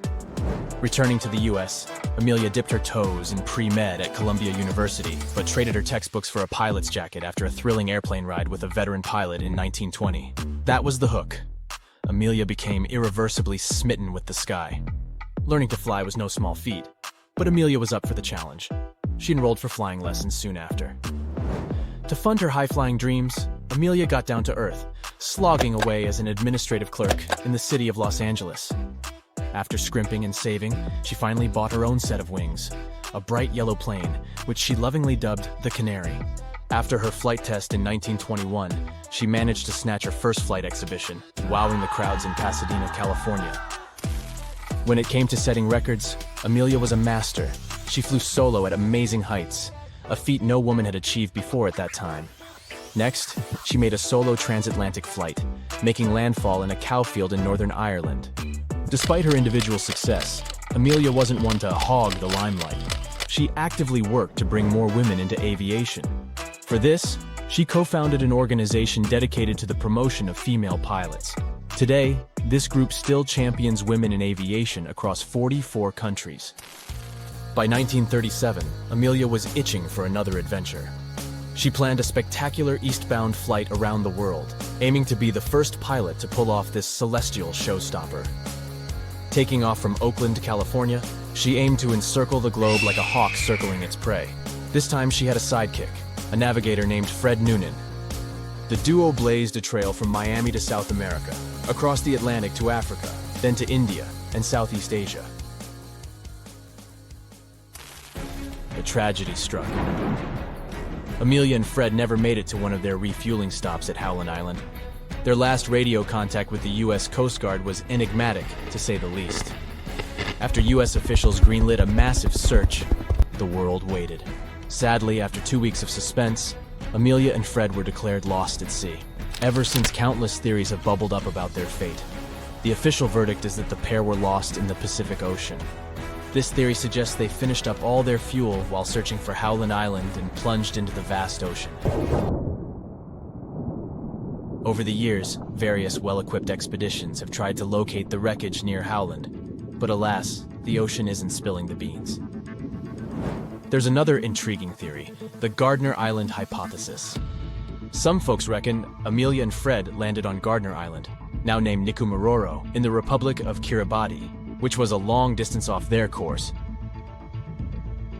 Though search planes saw signs of recent activity on the island a week after Amelia's disappearance, they found no trace of the plane. This theory, however, strongly suggests that Amelia and Fred ended up as castaways on the island and eventually met their end there. Some evidence supporting this includes artifacts like a piece of plexiglass, a woman's shoe, improvised tools, and a cosmetics jar from the era, even some suspicious bones. But despite expeditions and sniffing border collies, no conclusive proof has emerged. Now, what do Godzilla-sized crabs have to do with Amelia Earhart's disappearance? It turns out that these quirky creatures might possibly hold the keys to one of history's greatest unsolved mysteries. These ginormous creatures, the coconut crabs, would make you think twice before you dismiss anything as too large. They tip the scales at a whopping 9 pounds and can stretch out to a startling 3 feet. To put it simply, they make your average pug look like a snack. This theory takes us back to that tiny island in the Pacific, where Amelia supposedly made a pit stop but left no trace, Nikumaroro. When people went looking for clues regarding the famous aviator's disappearance, one rule was drilled into their thoughts. Watch out for those monster crabs. Their pincers can really pack a punch. By day, our explorers could easily steer clear of these hard-shelled creatures. They'd find the crabs lounging under the lush coconut palms, or maybe enjoying the breeze among the branches of the trees. Yes, you heard right. These critters are also good at climbing. But when the sun sets, well, that's when things get crabby. Those courageous explorers quickly learned that sleeping off the ground was essential unless they fancied a late-night claw massage. You see, these jumbo crabs are like the leading actors in this theory about what happened to our heroine Earhart and her navigator. According to this hypothesis, when the aviators missed their mark at Howland Island, they improvised a landing strip on Nikumororo's reef. The plane eventually wandered off. Planes do that sometimes, you know, leaving Earhart alone on the island. Well, alone except for our mighty crustacean friends. By the 1940s, people had set up shop on the island and a chap unearthed some bones. However, he managed to find only 13 of them out of a possible 206, the total amount of bones in a human body. So, where did the rest of them go? You guessed it. Our robber crabs might have fancied a little midnight toy. Evidence indicates that the crabs have a tendency to clean up the island by dragging stuff back to their cozy burrows. Over the years, multiple experiments have been conducted to verify if these crabs have a peculiar hobby of bone collecting. In one such study, they introduced some bones to the island and kept their eyes peeled. Within a fortnight, the crabs had made a buffet out of it. In another exciting chapter, our researchers brought dogs from the Canine Forensics Foundation to give the area around a wren tree a good sniff. The dogs had earlier indicated that someone had kicked the bucket there. Despite their best efforts, they couldn't find any bones, but they're still hopeful. After all, if history has taught us anything, it's to never give up. These theories at least have some science to back them up. But as with many famous disappearances, there are also juicy ones. Was Amelia captured by someone? Were she and Fred secret spies who returned to the US under new identities? One of the craziest theories was neatly packaged in a book called Amelia Earhart Lives. The author put pen to paper and argued that our beloved Lady of the Skies didn't just vanish into thin air. Instead, she pulled a Houdini. And here's where things get extra zesty. According to this book, Amelia was nabbed by a foreign government. Thankfully, US officials came to her rescue. After a heroic effort, they transported her into the most clandestine relocation program ever. Her new identity? She transformed into a mysterious suburban housewife under the name Irene Bolam. But, as with all good stories, there was a twist. The hiccup was that Irene Bolam was already out there, living her life and probably whipping up a mean meatloaf in her suburban kitchen when she got wind of her new identity as a repackaged Amelia Earhart. Obviously, Irene wasn't too thrilled about this revelation, so she lawyered up and took a stand against the claims, vigorously denying this shocking identity swap. Look at this pretty creature. It looks cute and totally harmless. But you should know that appearances are deceptive, and the blue-ringed octopus is an extremely venomous species of octopus. In fact, they are one of the world's most venomous marine animals. These creatures are found in tide pools and coral reefs. Despite their small size, a mere 5 to 8 inches, they're very dangerous to humans if provoked. Their venom contains a powerful neurotoxin called tetrodotoxin. When the animal feels threatened, its first instinct is to flee. But if the threat persists, for example, if you don't give up the idea of picking the octopus up, it will go into a defensive stance and display its blue rings. If the octopus is cornered and touched, it may bite its attacker, and it can end very, very badly. Tetrodotoxin causes severe consequences, and sometimes results in total body paralysis, when the victim is fully aware of the surroundings but unable to move. The victim remains conscious and alert, but because of the paralysis, there's no way of signaling for help or indicating distress. Interestingly, in its chilling mode, the blue-ringed octopus looks brown or even pale, but once it feels endangered, it switches on its psychedelic pattern. Such a response is called aposematic behavior. In simple words, it's when an animal flashes bright colors, warning others that, should they take a bite, they won't live to tell the tale. Of course, the blue-ringed octopus isn't the only dangerous animal that looks harmless out there. For example, look at this creature. This animal looks super cute, fluffy and soft-looking. The desire to touch it is irresistible. Watch out. The sting of the hairy caterpillar can pack a serious punch. It's called the puss moth caterpillar, or asp. Hidden among that luxurious fur, there are venom spines equipped with stinging cells like jellyfish. People react very differently to caterpillar toxins. Some may develop more severe reactions than others. Plus, how bad the consequences are also depends on the thickness of the skin in the affected area.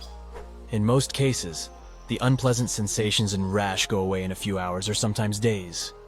The next animal on our list is the poison dart frog. There are more than 170 species of these frogs, and funnily enough, not all of them are actually poisonous.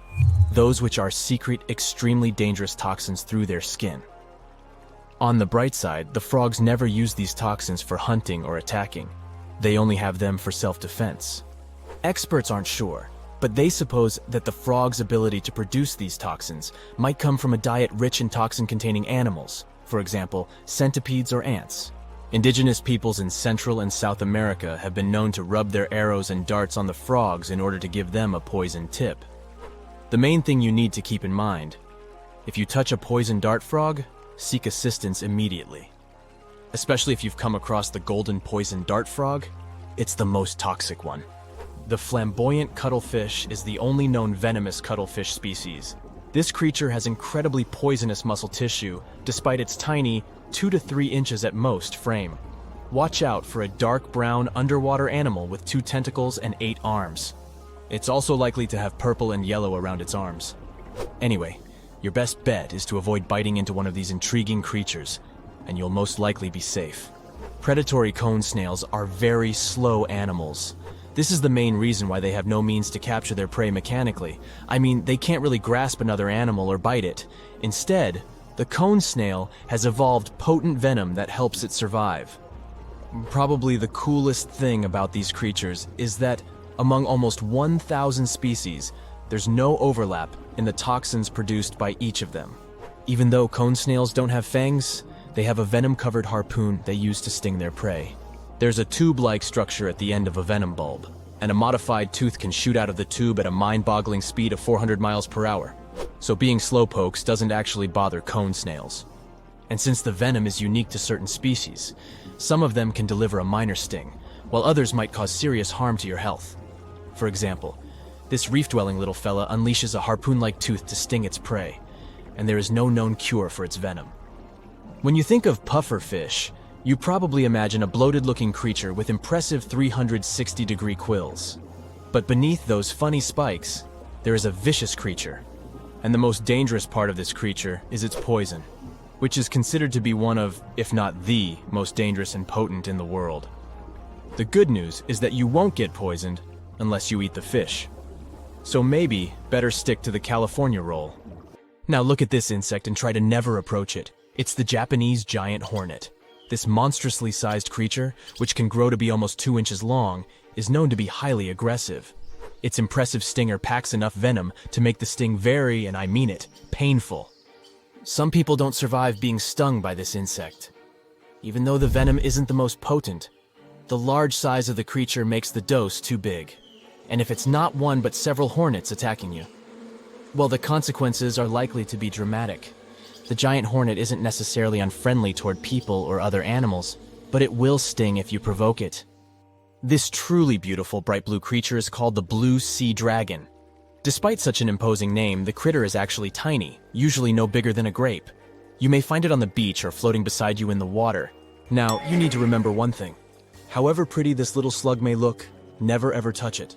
Despite their tiny size, their sting can pack a punch, all because of their diet. Their favorite dish is the Portuguese man-o'-war, a jellyfish that has enough venom to paralyze small fish and crustaceans. The blue dragons first use mucus to neutralize the jellyfish's infamous stinging cells, and then they steal these cells from the man-o'-war's tentacles and store and concentrate them within their own tissues.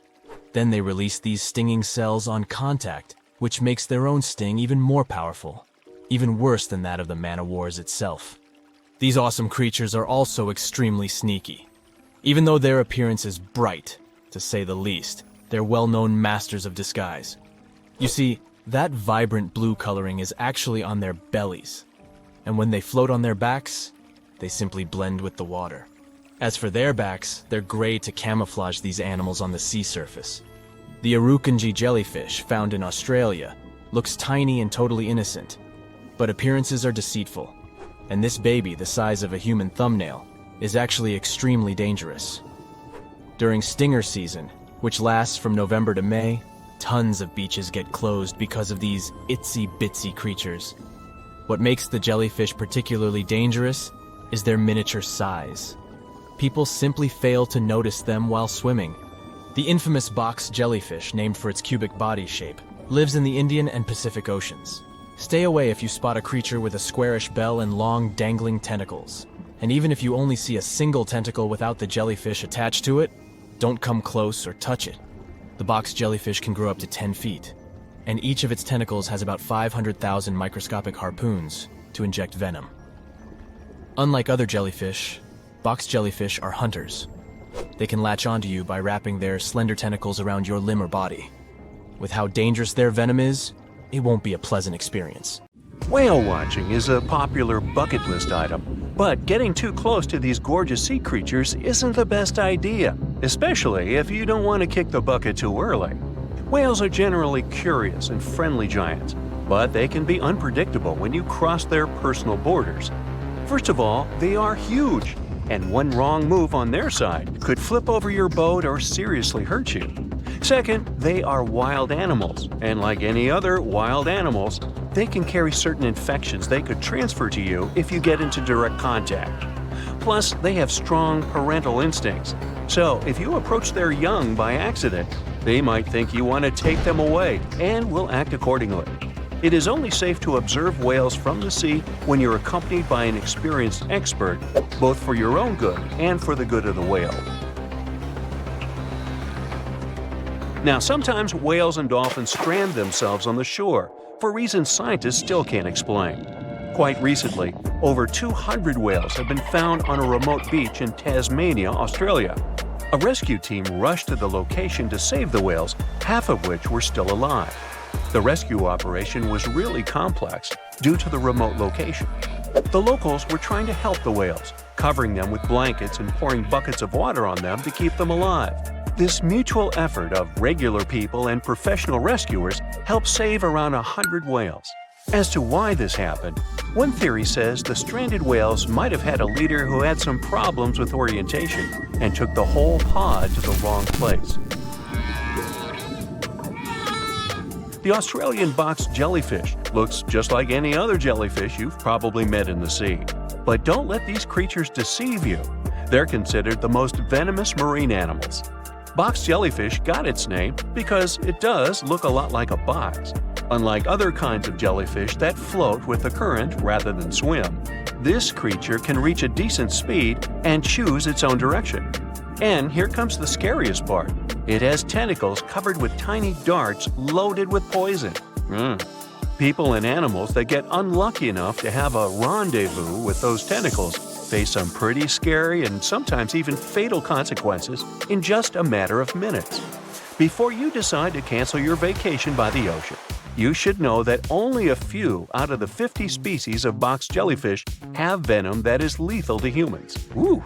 There are some not-so-dangerous species living in warm coastal waters worldwide, and the lethal ones reside in the Indo-Pacific region and northern Australia. Good day, mate. A blue-ringed octopus likes to pretend its only outstanding feature is the psychedelic color, but it can quickly and easily take away your life. This cute-looking sea monster likes to spend its time in the soft, sandy bottom or shallow tide pools and coral reefs. It normally hides in underwater crevices among shells or debris. If you somehow manage to find and disturb it there, the octopus will show you its signature blue rings as a warning signal.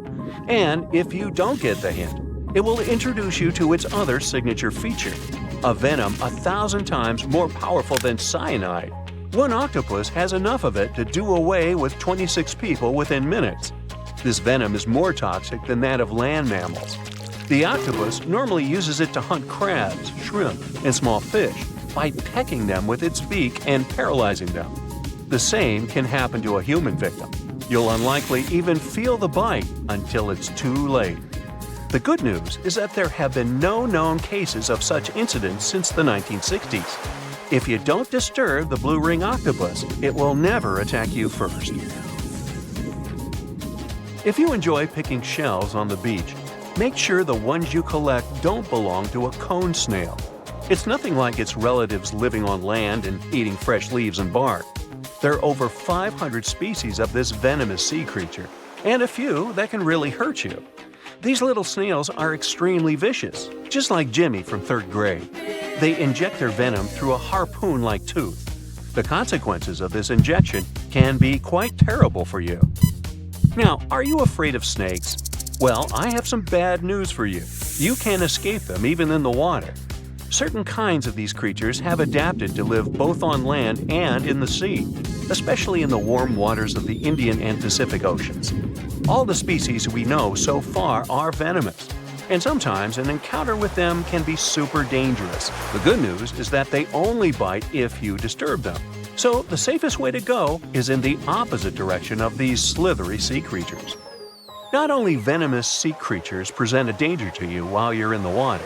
Strong earthquakes sometimes cause the formation of massive ocean waves. If they head ashore, they hardly leave anything intact in their way. You know this dangerous sea phenomenon as a tsunami. There is also another type of this natural disaster called a meteotsunami. They're caused by rapid storm systems and pressure changes above the open water. A powerful storm can generate a whole wall of water. Sometimes this wall grows several feet high while it moves through a shallow continental shelf, inlets, or bays. If it gets strong enough, it can damage houses close to the water. It's really tricky to forecast or detect a meteotsunami because it's nearly impossible to tell from a seismic one. It happens much more often than regular tsunamis, especially in the Great Lakes area. Now, the ocean can be dangerous to you, even if you're staying in what seems like safety on the shore. One such unpleasant surprise could be a sneaker wave moving your way. As you can guess from its name, waves like this sneak out on unsuspecting beachgoers. They look average, but turn out to be way bigger and more dangerous than you could imagine. Sneaker waves always appear without warning after smaller waves carry huge amounts of water, sand, and gravel. They're so powerful, they can carry swimmers further away into the ocean. They can swipe you off your feet and into the water when you're casually strolling on a jetty or the beach or on an outcropping nearby. Oregon State University researchers found that sneaker waves form in offshore storms that carry wind energy to the ocean surface. With all that energy, several waves unite and overlap into one beast that stands higher and goes further ashore than a regular wave. Another thing that makes them more dangerous is that they're hard to predict. The logic of regular wave formation doesn't work with them. Square waves, looking like a giant chessboard over the ocean, are the reason many people visit the Isle of Ré off the western coast of France.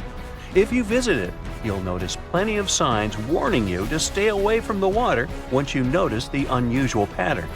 The safest way to observe it is from high up places like nearby lighthouses. If you decide to stay in the water, the strong currents coming from two directions can literally sweep you off your feet. Generally, waves can travel many miles over the surface of the water, depending on local winds and weather. And even on days when the weather seems somewhat calm, storms located elsewhere can send in crashing waves that affect the surrounding calm waters. When waves travel onto the shores of distant lands, they're called swells. This is different from a wave that occurs from the local wind. When two different swells coming from opposite directions meet, it's known as a cross sea. This is what generates these square waves that you see near the Isle of Ré. The cross-sea phenomenon can appear in different locations around the world. The Isle of Ré is one of them, thanks to specific wind and weather patterns that create the perfect storm, which makes this cross-sea so beautiful and well recognizable. Well, wasn't that swell? Swell? Never mind. The stonefish. Stonefish aren't going to win any beauty contests, unless the pageant is for best rock look-alike. Their tiny unreflective eyes and rough skin blend in perfectly with their environment. A large head, an even bigger mouth, and a home full of, it's rocks. And just because you're on the beach doesn't mean you're safe. Stonefish can survive for 24 hours out of the water. Stepping on one or even handling one won't be that fun. Their dorsal fin spines have extremely strong venom. It shoots out when they get stepped on, and it can lead to paralysis or even heart failure. You'll need help fast. No wonder they're one of the most dangerous creatures in the water, or anywhere. Be careful when scrambling around rocky areas. They love to play hide and seek. The deep-sea dragonfish. If there were a prize for the most hideous fish in the ocean, the deep-sea dragonfish would win. With slimy, scaleless skin, massive teeth, and a face only a mother could love, this bad boy of the sea is nothing to mess with. It likes to swim between 700 feet and 6,000 feet below the surface of the ocean, where the waters are the darkest and coldest. Along with some other creatures on this list, the deep-sea dragonfish relies on its bioluminescent body parts to catch prey. It also uses its hanging appendage, which boasts a little red light on the end, coming out from its lower jaw. Many fish mistake this little light for prey, luring them right into the jaws of the deep-sea dragonfish. Very clever dragonfish. Very clever indeed. The fangtooth. The Mariana Trench is an underwater trench with a depth of 35,000 feet, nearly 7 miles below the ocean surface. Let that sink in. While scientists know the Mariana Trench exists, it's one of the least explored places on Earth. It's also the deepest area of Earth's oceans. And although many creatures down there probably haven't even been seen by humans yet, scientists have had the creepy pleasure of getting to know the fangtooth. The fangtooth fish shamelessly lives up to its name. Just look at that thing. The fangtooth is carnivorous and feeds on just about anything it can find that gets caught in its sharp-toothed mouth. These fish rely on their contact chemoreception to find prey. In other words, they can sense chemical residue that comes off of other living organisms in the deep sea. This is because they don't have any light-producing cells on their bodies, unlike many other deep-sea fish. On top of all that, it's pretty dark down there, so whatever crosses their path, they chomp on. While these guys look pretty scary, they're not a threat to humans. They only grow about 7 inches long. Even so, I wouldn't want to run into one of these things during a relaxing swim in the ocean. The Dunkleosteus. Strangely enough, this prehistoric fish, known as the T-Rex of the seas, had no teeth.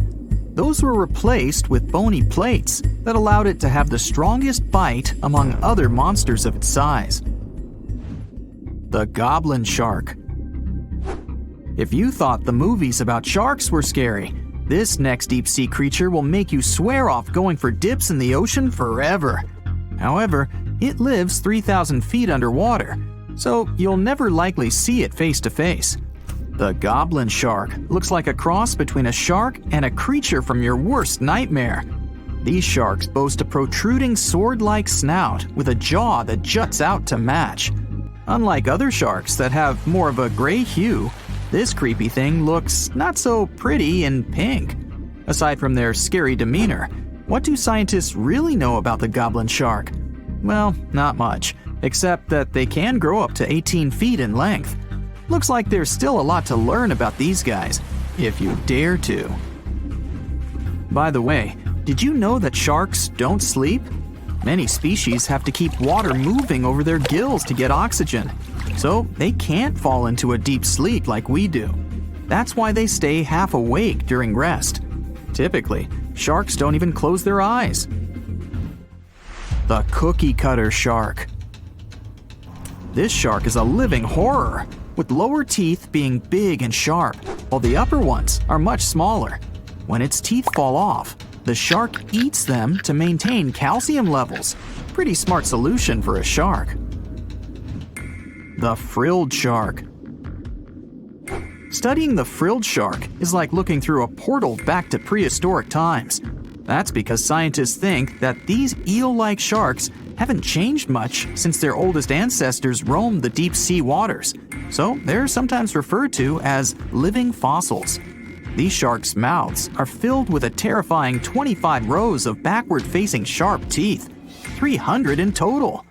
They're designed to grasp prey and hold them tight so they can't get away, according to early studies of the shark conducted in 1884 and published in the Bulletin of the Essex Institute. Luckily for swimmers, the frilled sharks live between 390 feet and 4,200 feet below the ocean's surface, so they'll probably never run into them. Probably. This is probably the worst nightmare of any dentist. The northern stargazer. Take a look at this cutie. The northern stargazer is definitely not something you'd wish to see on the ocean floor.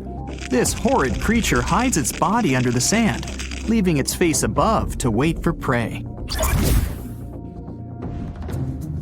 The tasseled wobbegong. Here's another carpet shark on our list. It lies low on the bottom of the sea and patiently waits for its prey to come by. The Australian ghost shark. The Australian ghost shark isn't really even a shark, but a very bony fish. It's also a living fossil. It hasn't changed within the last 400 million years. Believe it or not, sharks and humans have a common ancestor that lived around 440 million years ago. Even though we both evolved in our own way, there are still some signs of that connection. For example, the genome of an elephant shark is very similar to humans. The Leopleurodon.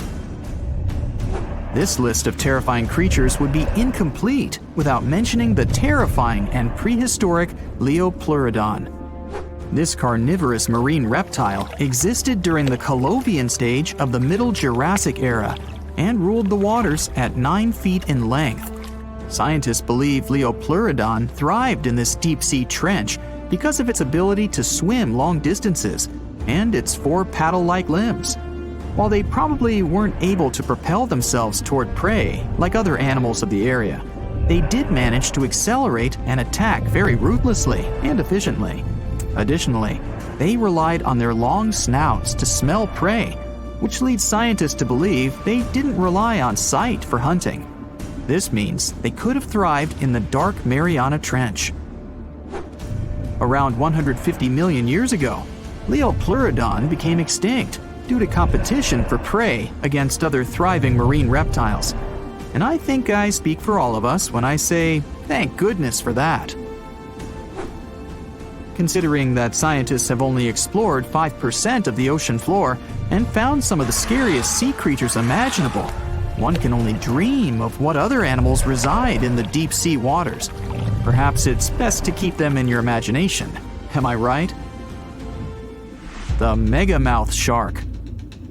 This shark is a filter feeder, and it's friendly to humans, although its huge mouth can look quite threatening. Like basking sharks, it swims with its mouth constantly wide open, as if it were on Twitter. The gulper eel.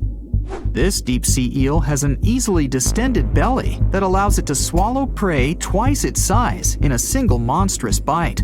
They have very unusual jaw shapes and can reach about 2 to 3 feet in length. Do you see that large log near the ocean floor? Maybe it's part of an old ship. Treasure, gold, diamonds, I'm rich! Well, as you get closer, you notice something. It's swimming! It's not a shark or a dolphin, it's a saltwater crocodile! Now don't panic. If you bump into one of these reptiles in the sea, it's unlikely it'll think of you as food. Crocodiles have a special valve in their throat that stops them from drowning underwater, but that doesn't mean they can't bite. Usually, they're heading to a nearby island, and the quickest way there is to body surf. They can't really take the ferry, you know. Watching one from a distance should be okay. Just don't swim to shore right away. They love to ambush their lunch in shallow water. If there's one time I'd want to see a great white shark, it's when I'm diving with crocodiles. They'll gladly take a crocodile-sized nibble, given the right motivation. There are plenty of fish in the sea. Some of them look totally like Nemo or Dory. Then there's the butterfly fish, and fancy guppy, which is indeed really fancy. And then there's... What on earth is that? I would definitely not pay for a diving experience to see this guy. The anglerfish has the unofficial title of the ugliest animal in the world, but I wouldn't dare to break that news to it. There are more than 200 species of anglerfish currently swimming somewhere in the gloomy depths of the Atlantic and Antarctic Oceans, up to a mile below the surface. Some of them prefer different living conditions, the shallow tropical environments. Different kinds of anglerfish vary in shape and size, from the famous black sea devil to frogfish, monkfish, footballfish, goosefish, batfish, and sea toad. The larger ones can be half as long as a full-sized bed, but most are less than a foot long. Since the choice of meals where these guys live isn't that huge, they had to come up with a unique hunting strategy. They don't waste their priceless life energy on following prospective prey. Instead, they use a piece of dorsal spine that sticks above their mouths like a fishing pole, hence the name of the fish. There's a sac of bioluminescent bacteria that glows brightly in the dark at the end of that rod. The light lures prey, and all the anglerfish has to do is wait, and then enjoy its lunch delivered right to its mouth. Their bodies are pliable and huge, so they can easily swallow prey twice their size. Deep-sea anglerfish eat whatever they can find. Species that live in more shallow water aren't picky either, and can eat anything from shrimp to snails and small fish. Only female anglerfish have the cool fishing rod feature though. So what about their males? Finding a soulmate deep under the sea isn't that easy. I mean, literally, there's no light down there. Plus, there are frigid temperatures and low oxygen levels. Anglerfish can't afford to go on many dates in those conditions, so they mate for life. And before you go aw about it, I have to tell you, they do it in quite a special way. Male anglerfish are much smaller than their ladies. The contrast is so striking that when researchers first got interested in their love life, they thought those males were actually the offspring, or larvae, hanging out next to their moms. Certain anglerfish male species have receptors that alert them that there's a female nearby. After they mate, the male bites into his woman and stays attached to her head, belly, near her tail, and other areas he can access. While they morph together forever, the female fish gets the male's cells, DNA, and reproductive organs, but loses her immune response cells. The male gets free permanent housing and nutrition. Given the current real estate prices, it sounds like a dream. But that accommodation is shared by up to 8 males, and they can't move out if they ever feel like it. You're unlikely to meet this deep-sea fish in real life, but if you meet an anglerfish in your favorite video game, remember that you can easily outswim it and make it kinder to you with tranquilizing arrows. Once you befriend it, the anglerfish can be your scout and help you discover new areas with its bioluminescent pods. Back in the real world, down in the twilight zone of the ocean, about 650 to 3,300 feet down, the anglerfish isn't the only creature you're lucky you'll probably never meet. Many of the locals look like they come straight out of science fiction or horror movies, but that's because they had to adapt to this dark, deep world. I did my best to get you prepared for the creatures you're going to meet, starting with the common fangtooth. They spend most of their lives deep down, but at night, they move toward the surface to snack. These guys are more active than most other deep-sea dwellers. They don't wait for food to come their way, but actually follow it, and then get it with their long, hungry teeth. They don't have a built-in light bulb like the anglerfish, so they've developed a great sense of smell and use as much sunlight as they can get there in the depth to get around. Sometimes, even the shadow of a passing by prospective prey is enough for them to switch to action mode. And though they don't look too charming, they're completely harmless to humans if you ever run into one of these guys. Stoplight Loosejaw sounds like a great name for an alternative band, but it's actually another deep-sea resident with sneaky hunting habits. It has special light-producing photophores under each eye. They emit green and red light like a stoplight, hence the name of the fish. Unlike other fish, these guys hardly ever leave the twilight and midnight zones. Their lower jaw is a quarter of the total body length, and the stoplight keeps it open all the time, hoping to get some lunch. It looks like a ferocious predator, but mostly prefers zooplankton with an occasional dessert of shrimp, krill, and fish. I'm sure you didn't expect to meet a hybrid of an eel and a bird, but here it is! The slender snipe eel has a beak, much like that of a bird, with curving tips. The beak is equipped with tiny hooked teeth that the eels use to catch the antennae of delicious shrimp. And it sure is slender, stretching up to 5 feet and weighing only a few ounces. Scientists don't know all of this guy's secrets, since it's pretty tricky to study in their natural habitat. But it looks like they only produce offspring once in a lifetime, and then pass away. Glass squids like to take it easy in life and literally go with the flow. They're filled with a solution which is lighter than water, so they don't have to make any effort to move around the deep sea looking for food and partners. These creatures are transparent, so they blend into any landscape and don't even cast a shadow while moving. Talk about a great survival tactic. If danger finds it anyway, it can transform into a lumpy ball, pushing its head and tentacles into its mantle cavity. It can also release ink into the mantle and go from transparent to black.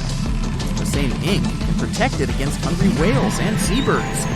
Another tactic they use to scare off predators is to activate their light-emitting organs around their eyes. I'm getting hungry. Maybe I can snack on this sea cucumber. Ouch, it's moving!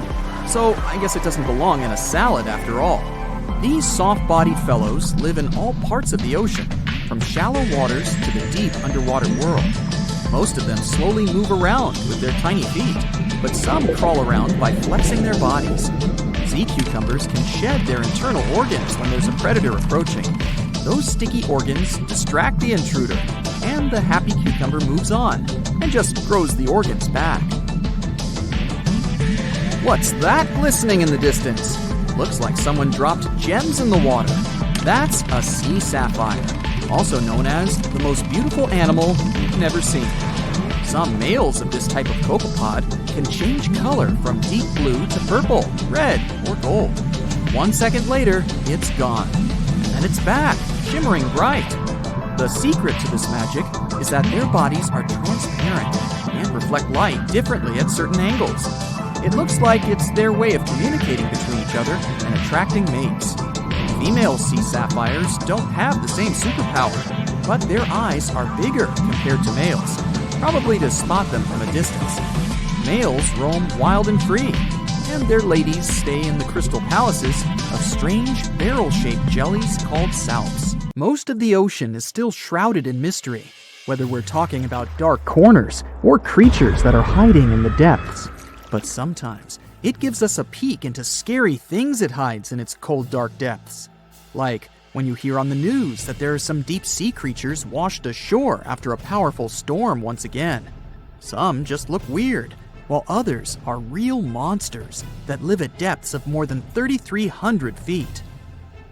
The coldest and deepest parts of the ocean have created one specific phenomenon called gigantism.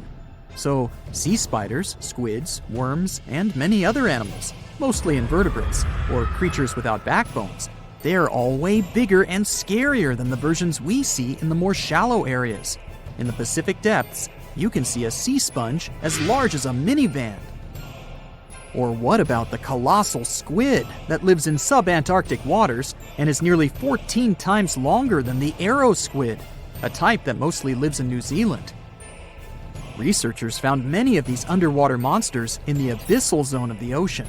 Back in 2021, the researchers showed images of the giant phantom jelly. It was at a depth of 3,200 feet. Its tentacles were 33 feet long. Wow, I wouldn't like to face that one on the beach. It probably eats only small fish and plankton, but it can swim to depths of more than 21,900 feet.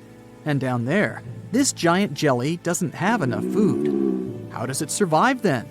scientists haven't figured it out yet.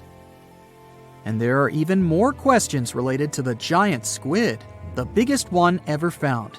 This monster is 43 feet long, with a weight of nearly a ton. Imagine if those tentacles would grab your car, or something like that. They would smash it like it was a toy. There's no light in the abyssal zone. Sun rays just can't penetrate that deep. So there's no algae or underwater plants there. Local animals mostly eat snow. Marine snow is not like the regular one you build a snowman with. It consists of any small flakes or remains that fall from the surface of the ocean. Maybe even some leftovers that animals up there couldn't eat. So it's not much. But apparently, it's enough for very large creatures that hide deep down there, like giant squids. Squids that generally live at such depths don't bother going after their prey. They just wait until the poor animal swims right up to their long tentacles and falls into a trap. It may not be the best method ever, because not many animals will even swim into these dark, cold parts. But it's the method that saves energy. A giant squid eats only 1 ounce of fish daily, which is approximately 45 calories. That's nearly 50 times fewer calories than an average person should eat per day. So when a squid gets 1 fish, it saves it for a couple of days. I hope giant squids won't get the idea to go to the surface and look for food when there's not enough of it in the abyssal zone. And I hope even more that giant Greenland sharks won't get that same idea. You can find them at depths of up to 7,200 feet. They're twice as slow as we usually walk. They swim at a speed of 1.12 feet per second. Their slowness is part of the energy-saving mechanism that creatures down there need to survive. But they can speed up in the form of short bursts when they need to catch prey. But they kinda change their diet from predator to scavenger, considering their environment. There will be more leftovers falling from the surface than animals to go after. Greenland sharks grow just 0.4 inches per year, and they're mostly 20 feet long, which means they live for a very long time, sometimes up to 400 years. They also have a slow metabolism, and that's one of the main factors for their long life, too. Greenland sharks like to spend their time in cold waters. They're adapted to that, since their tissues have specific chemical compounds that prevent the forming of ice crystals all over their body. That means they have some sort of natural antifreeze. So what makes them so big? Scientists are still not sure, but some theories try to explain it.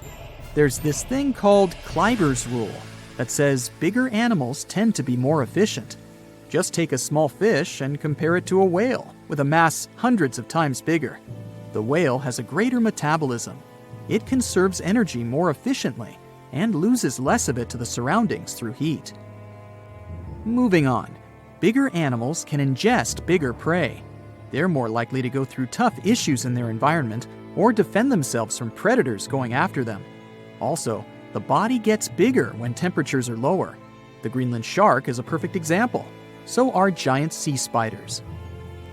Sea spiders are generally common, and you find some very small ones at 0.04 inches. But in deeper parts of the Antarctic, they become 3-foot-long giants. They grow so big because the cold water has more oxygen. That way, more of it diffuses into the animal's body, and that allows it to grow bigger. Yeah, both as a creature and a nightmare.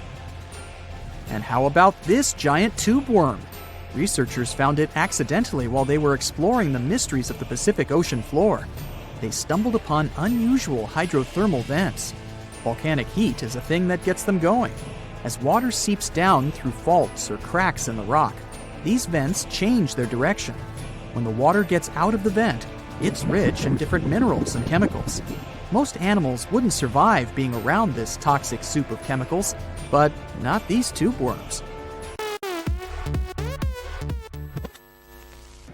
They came as a true surprise, because not only are they not bothered by these toxic vents and the almost boiling temperature of the water, but they developed entire ecosystems there. They're unique because they don't need sunlight to survive. Instead, small bacteria are their main source of energy. That bacteria gets their energy directly from these toxic chemicals. So it's not photosynthesis, but a process called chemosynthesis. And these tube worms don't have mouths. These bacteria live inside them. Strange story, huh? Plus, these scary worms reach up to 8 feet. Giant isopods are no better either.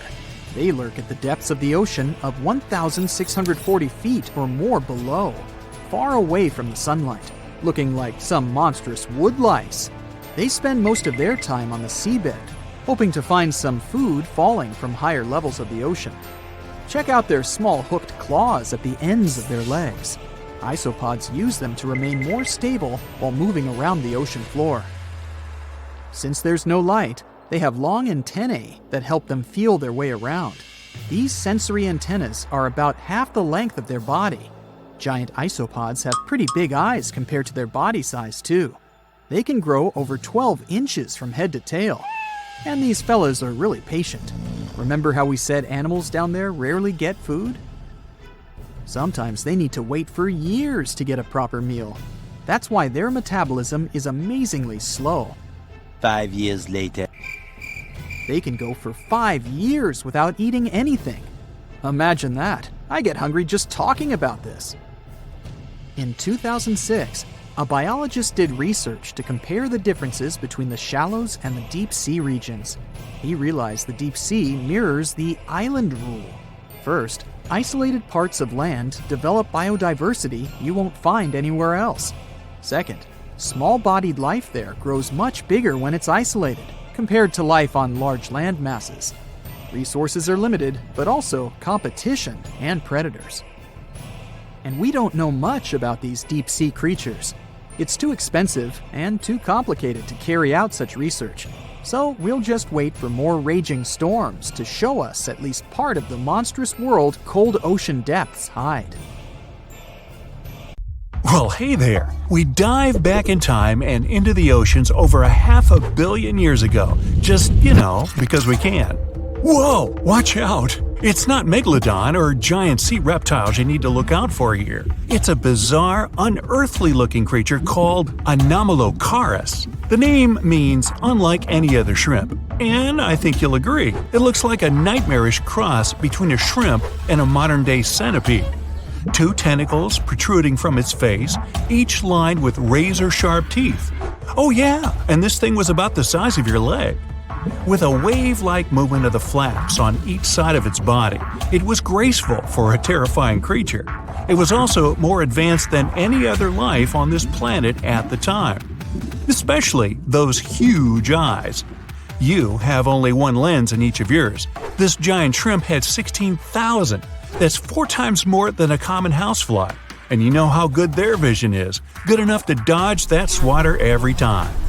All this allowed Annie to become one of the first animals on this planet to feed on others. Yep, here it is, Earth's first hunter. Its favorite meal? Trilobites. Hey, try a bite. Those are the ancient ancestors of crabs. Some of their fossils have marks on them in the same shape as the monster shrimp's mouthparts. Terrors of the past like this got to be so giant thanks to more oxygen in the atmosphere. A perfect example of this, Meganeuropsis. Imagine a dragonfly. Now make it as big as a cat, and with a wingspan longer than your arm. Megan, the monster-sized dragonfly, could easily grab other insects or even small animals, and she ruled the air with quick movements. Back then, there were still no large birds or other airborne enemies for this behemoth bug, so it was safe and free to grow as large as this planet would allow. Piranhas of the past were also jumbo-sized. Mega piranha was about 3 times the size of the river terrors we have today. Its bite force was about the same as a tiger's, and those striped kitties bite down 2 times harder than lions. That means it probably not only dined on other fish and any land creatures that, got too close to the water, but it could also easily crunch down on large turtles and other unlucky shelled creatures. And fun fact, modern-day piranhas bark like dogs when they're about to enter a confrontation. It actually sounds more like a frog's ribbit. But makes you wonder, what did this mega-sized ancient cousin sound like? A bear roaring? How about giant sea scorpions the size of your bed? Go back about 460 million years and you'd see them swimming under you. And watch out for that tail. Scientists still don't know if these creatures could use it to inject venom like your standard land scorpion, but something tells me I wouldn't want that thing anywhere near me. Then there's this guy, Therizinosaurus. Terry looks sort of like a goose with long arms. Oh, and did I mention this goose dino is about 2 stories tall and longer than a bus? Yow! Its arms make the T-Rexes look even more bite-sized, each 8 feet long, almost triple the length of T-Rexes. And on the end, razor-sharp claws the size of your whole arm. Now, don't worry about those lengthy claws too much, though. Terry probably used them to cut through giant termite nests. So, this huge reptilian goose was more interested in eating bugs and plants. Another mega monster for you? Megatherium. The giant ground sloth could look a giraffe straight in the eye and weighed as much as a hippo. It moved mainly on its hind legs and used its massive tail as support. He had huge paws with colossal knife-sized claws. The sloth could use them to defend itself from enemies and to bend tree branches in search of food. But the biggest danger to the giant ground sloth wasn't dinosaurs or saber-toothed tigers, it was our own species. Yep, humans showed up just in time to meet this fellow, and to, eat him up. Titanoboa was a terrifying 50-foot snake, as long as the great Megalodon itself. It was also more than 2 times heavier than the heavyweight champion among snakes today, the green anaconda. Crocodiles were a regular on this serpent's menu. Titanoboa could swim 3 times faster than the fastest Olympic swimmer our species has ever seen. It was quicker and more dangerous in the water than outside it. And don't forget the boa part of the snake. This massive snake wasn't venomous.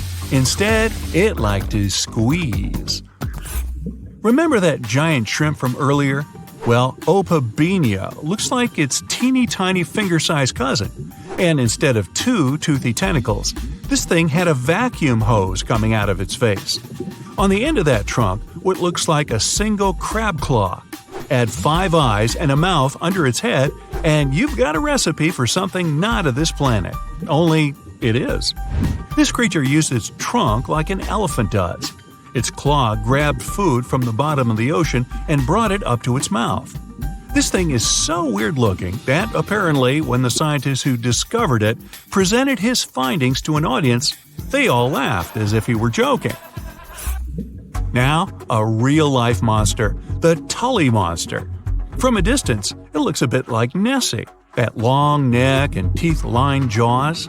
But get closer, and you'll see it's more like a long nose with a mouth attached at the end, like a mosquito.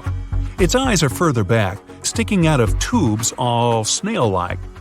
Tully was an ancient mollusk, about the size of your forearm. It probably dined on jellyfish and shrimp 300 million years ago.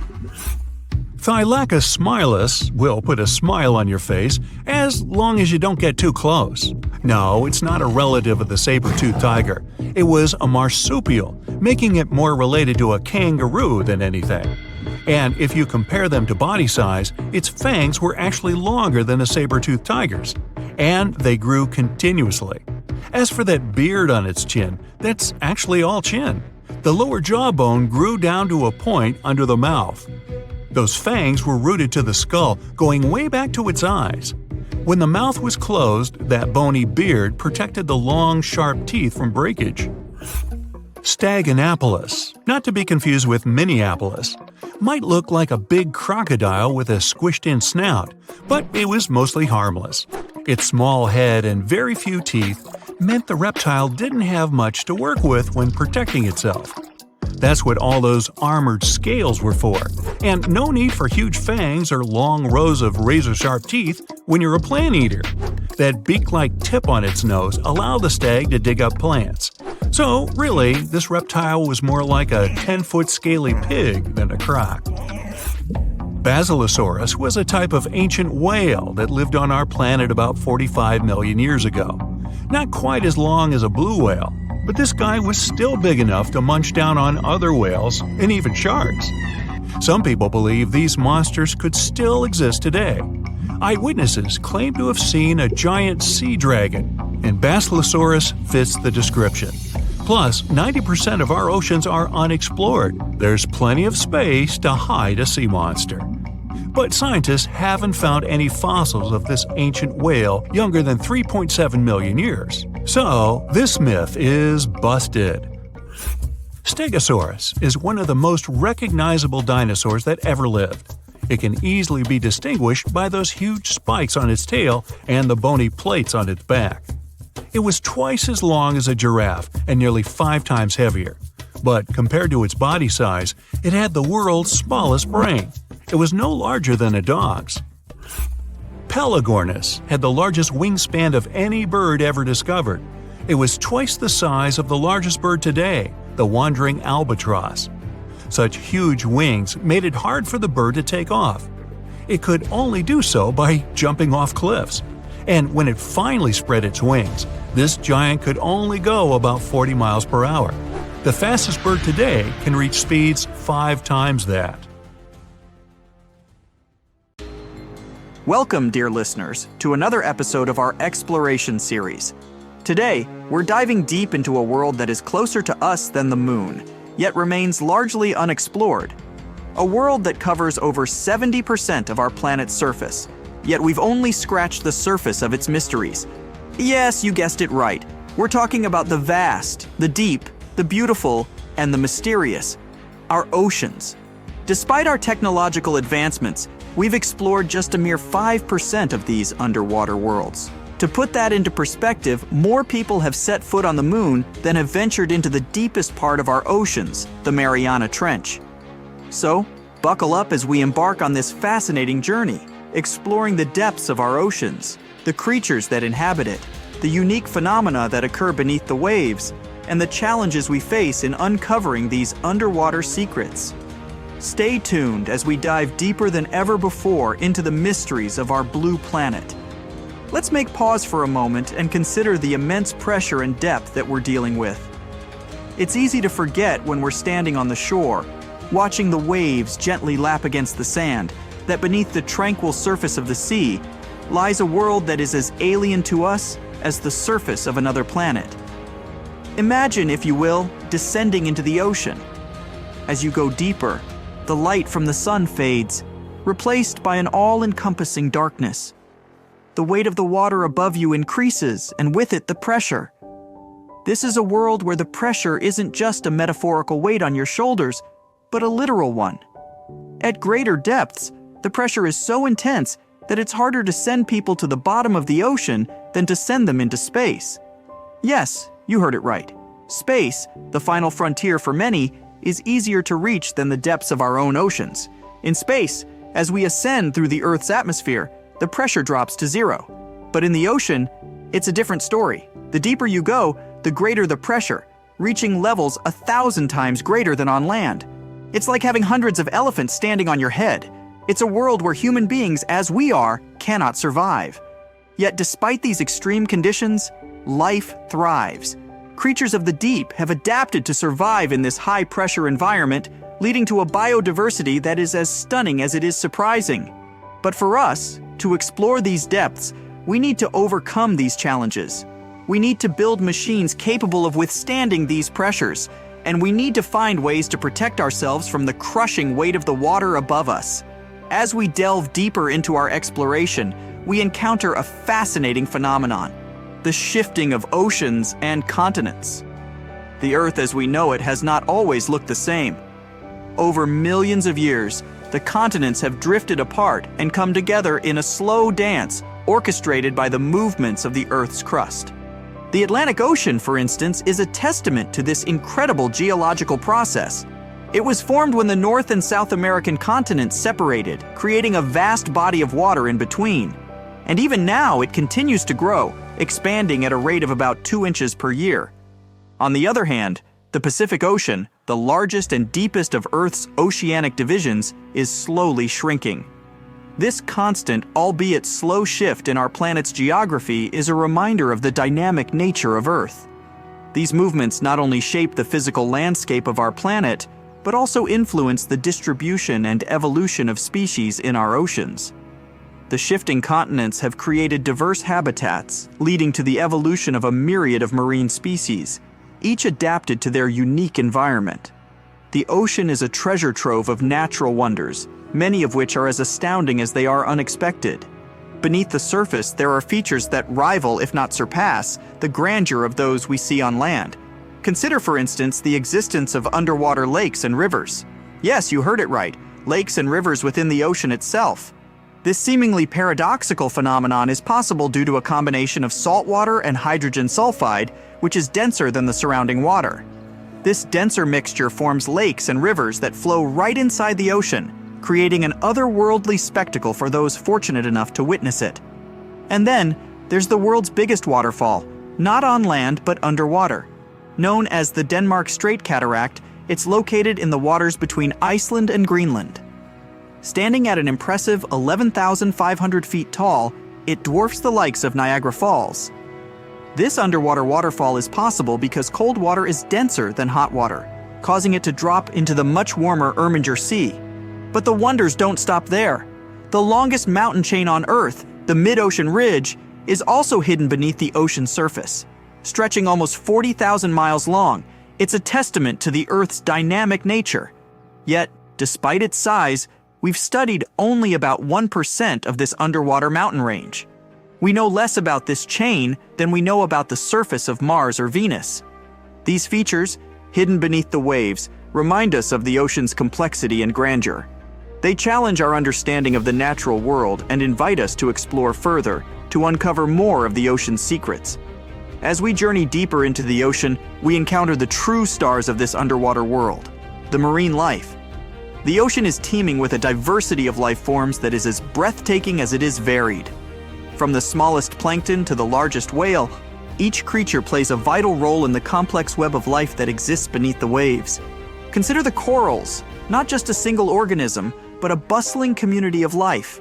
These underwater cities provide shelter, food, and breeding grounds for a multitude of marine species. They are the rainforests of the sea, teeming with biodiversity. Then there are the algae, the unsung heroes of our planet. These microscopic organisms produce about half of the world's oxygen through photosynthesis, a process that also absorbs carbon dioxide, helping to mitigate climate change. The ocean is also home to some of the most fascinating creatures on Earth. Take the octopus, for example. This intelligent invertebrate has 3 hearts, 9 brains, and can change both its color and texture in a split second to blend in with its surroundings. Or the Antarctic fish, which have developed natural antifreeze proteins to survive in the icy waters of the Southern Ocean. These proteins prevent ice crystals from forming in their blood, allowing them to thrive in conditions that would be lethal to most other fish. And let's not forget the sharks, the apex predators of the ocean. With their streamlined bodies and highly developed senses, they are perfectly adapted for a life of hunting in the ocean. These are just a few examples of the incredible diversity of marine life in our oceans. Each species, each individual, is a testament to the power of evolution and the adaptability of life. The more we learn about these creatures, the more we realize how much more there is to discover. As we venture further into the depths of the ocean, we encounter creatures that seem to belong more to the realm of science fiction than the natural world. These deep-sea dwellers have adapted to survive in an environment that is among the most inhospitable on Earth. Take, for instance, the goblin shark. With its long, flattened snout and protruding jaws filled with nail-like teeth, it's a creature that seems to have been plucked straight out of a nightmare. Yet, it's perfectly adapted to its deep-sea environment, using its unique jaws to snatch up prey in the dark depths. Then there's the fangtooth, a fish that, true to its name, boasts some of the largest teeth of any fish in the ocean, relative to its body size. Despite its fearsome appearance, the fangtooth is quite small and harmless to humans. The frilled shark, another deep-sea dweller, is often referred to as a living fossil because its primitive features have changed little over millions of years. With its serpentine body and fringed gills, it's a striking reminder of the diversity of life in the deep sea. And let's not forget the Mariana snailfish, a species that calls the deepest part of the Mariana Trench home. Living at a depth of 24,000 feet, it's the deepest living fish ever discovered. In this extreme environment where the pressure is 1,000 times greater than at sea level, the snailfish thrives, demonstrating the incredible adaptability of life. These deep-sea creatures, with their alien-like appearances and incredible adaptations, challenge our understanding of what life can endure. They remind us that even in the harshest conditions, life finds a way to thrive.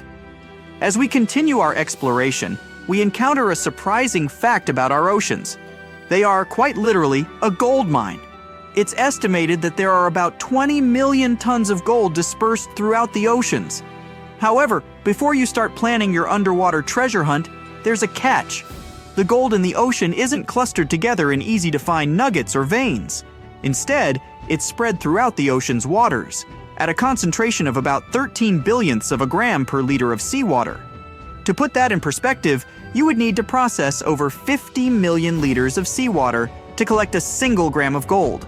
That's about 20 Olympic-sized swimming pools for a piece of gold that would barely cover your fingertip.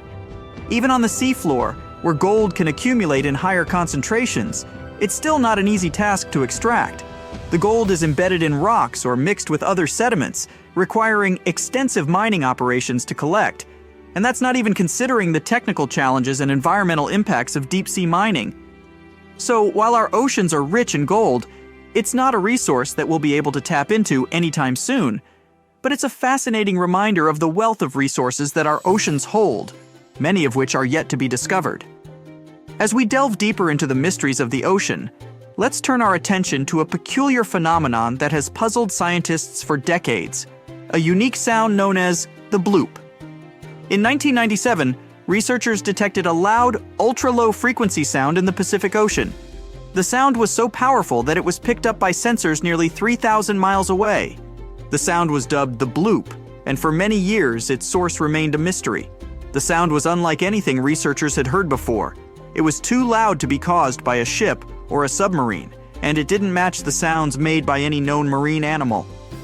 This led to wild speculations about its source, with theories ranging from giant sea monsters to underwater alien bases. However, after years of investigation, scientists were able to solve the mystery of the bloop. The sound was not caused by a giant sea creature or an alien base, but by an ice quake, a large iceberg cracking and breaking away from an Antarctic glacier. The sound of the ice quake traveled through the water, where it was picked up by the listening devices thousands of miles away. The story of the bloop is a reminder of the many mysteries that still exist in our oceans. Even with all our technology and knowledge, there are still things in the ocean that can surprise and puzzle us. As we journey further into the depths of the ocean, we arrive at a place that is as remote as it is fascinating. Point Nemo. Named after Captain Nemo, a character from Jules Verne's 20,000 Leagues Under the Sea, Point Nemo is the oceanic pole of inaccessibility. In simpler terms, it's the point in the ocean that is farthest from land. Located in the South Pacific Ocean, Point Nemo is about 1,450 nautical miles from any land. To give you a sense of just how remote it is, the closest humans to Point Nemo are often the astronauts aboard the International Space Station, which orbits the Earth from a distance of about 258 miles. This remoteness makes Point Nemo one of the least disturbed places on Earth. It's a place of profound solitude, where the vastness of the ocean can truly be felt. But despite its isolation, Point Nemo is not devoid of life. Microorganisms known as extremophiles, which thrive in extreme conditions, can be found in its waters. Point Nemo also serves as a spacecraft cemetery. Due to its remote location, space agencies around the world use it as a dumping ground for decommissioned satellites and space stations. These spacecraft, some of which carry traces of extraterrestrial material, sink to the bottom of the ocean, adding another layer of intrigue to this remote location. Our journey takes us now to the deepest point of the ocean, a place so remote and inhospitable that it has been visited by fewer people than have walked on the moon. This is the Challenger Deep, located in the Mariana Trench in the western Pacific Ocean. Named after the HMS Challenger, which conducted the first scientific survey of the trench in 1875, the Challenger Deep is about 36,000 feet deep. That's nearly 7 miles straight down. To put that into perspective, if you were to place Mount Everest at the bottom of the Challenger Deep, its peak would still be over a mile underwater. The pressure at the bottom of the Challenger Deep is over 1,000 times greater than at sea level, and the temperature is just above freezing. Despite these extreme conditions, life has found a way to thrive. Scientists have discovered a variety of organisms that call the Challenger Deep home, including single-celled amoebas known as foraminifera, and a species of snailfish that is currently the deepest living fish ever discovered. Exploring the Challenger Deep is a formidable challenge. The immense pressure, low temperatures, and lack of light make it a difficult and dangerous environment to navigate. Yet these challenges have not deterred us from exploring this final frontier on Earth. From the bathyscaphe Trieste's first manned descent in 1960 to more recent expeditions using autonomous underwater vehicles, our quest to explore and understand the deepest part of our oceans continues. The Challenger Deep is a testament to the extremes that life on Earth can endure, and a reminder of how much we still have to learn about our planet. As we delve deeper into the mysteries of the ocean, we encounter life forms that have adapted to survive in some of the most extreme conditions on Earth. These extremophiles, as they are known, challenge our understanding of the limits of life and hint at the possibility of life beyond our planet. Take, for instance, the bacteria that thrive near hydrothermal vents on the ocean floor. In these seemingly inhospitable environments, where the water is superheated and the pressure is immense, these microorganisms not only survive but thrive. They have evolved to use the chemicals spewing from the vents, such as sulfur and methane, to generate energy in a process known as chemosynthesis. Then there are the organisms that inhabit the Challenger Deep, the deepest part of the Mariana Trench. Here, in the pitch-black depths, under pressures 1,000 times greater than at sea level, life has found a way. From single-celled amoebas to the Mariana snailfish, these creatures have adapted to survive in an environment that would be lethal to most other forms of life. These extremophiles are of great interest to scientists, not just for what they can teach us about life on Earth, but for what they might reveal about the possibility of life on other planets. If life can survive in the extreme conditions of the deep sea, could it also exist in the icy oceans of Jupiter's moon Europa, or beneath the surface of Mars? As we continue our journey through the depths of the ocean, it's important to acknowledge the tools and technologies that make our exploration possible. These devices, designed to withstand the extreme conditions of the deep sea, allow us to venture where humans cannot go, revealing the mysteries of the ocean to us. One such tool is the deep sea submersible. These vehicles, which can be manned or unmanned, are designed to withstand the immense pressure of the deep sea. They are equipped with strong lights to illuminate the dark depths and cameras to capture images and videos. The bathyscaphe Trieste, which reached the bottom of the Challenger Deep in 1960, and the Deep Sea Challenger, which made the same journey in 2012, are examples of manned submersibles. Then there are the remotely operated vehicles, ROVs, which are controlled from a ship on the surface. ROVs can stay underwater for much longer than manned submersibles and are often used for detailed scientific research and exploration. They are equipped with robotic arms to collect samples and high-definition cameras to document their findings. Autonomous underwater vehicles, AUVs, like the Nereus, are another important tool for deep-sea exploration. These vehicles can operate without a tether to the surface, allowing them to explore areas that are difficult to reach with other methods. They use advanced navigation systems to move through the water and can be equipped with a variety of scientific instruments to collect data. These tools, along with advancements in sonar mapping and satellite technology, have revolutionized our understanding of the ocean. They have allowed us to explore deeper and with more precision than ever before, revealing a world that was once completely hidden from view. As we draw our journey to a close, we are left with a sense of awe and wonder at the vastness and complexity of our oceans. We've journeyed from the sunlit surface to the darkest depths, encountering along the way a world teeming with life and filled with mysteries yet to be solved. We've learned about the immense pressures and low temperatures that characterize the deep sea, and the remarkable creatures that have adapted to survive in these extreme conditions. We've discovered underwater lakes and rivers, the world's biggest waterfall and the longest mountain chain, all hidden beneath the waves. We've marveled at the diversity of marine life, from the smallest plankton to the largest whale, and the crucial role they play in our planet's ecosystem. We've also learned about the challenges we face in exploring this final frontier on Earth. The deep sea is a harsh and unforgiving environment, and it takes a great deal of ingenuity and courage to venture into its depths. But as we've seen, the rewards are well worth the effort. Each new discovery brings us closer to understanding our planet and our place in it. As we conclude this journey, let's remember that our exploration of the ocean is far from over. There are still many mysteries to unravel, many species to discover, and many challenges to overcome. The ocean, with its vastness and depth, reminds us of the infinite possibilities that await us. It invites us to keep exploring, to keep learning, and to keep marveling at the wonders of our blue planet. Thank you for joining us on this journey. Until next time, keep exploring, keep questioning, and keep marveling at the wonders of our world.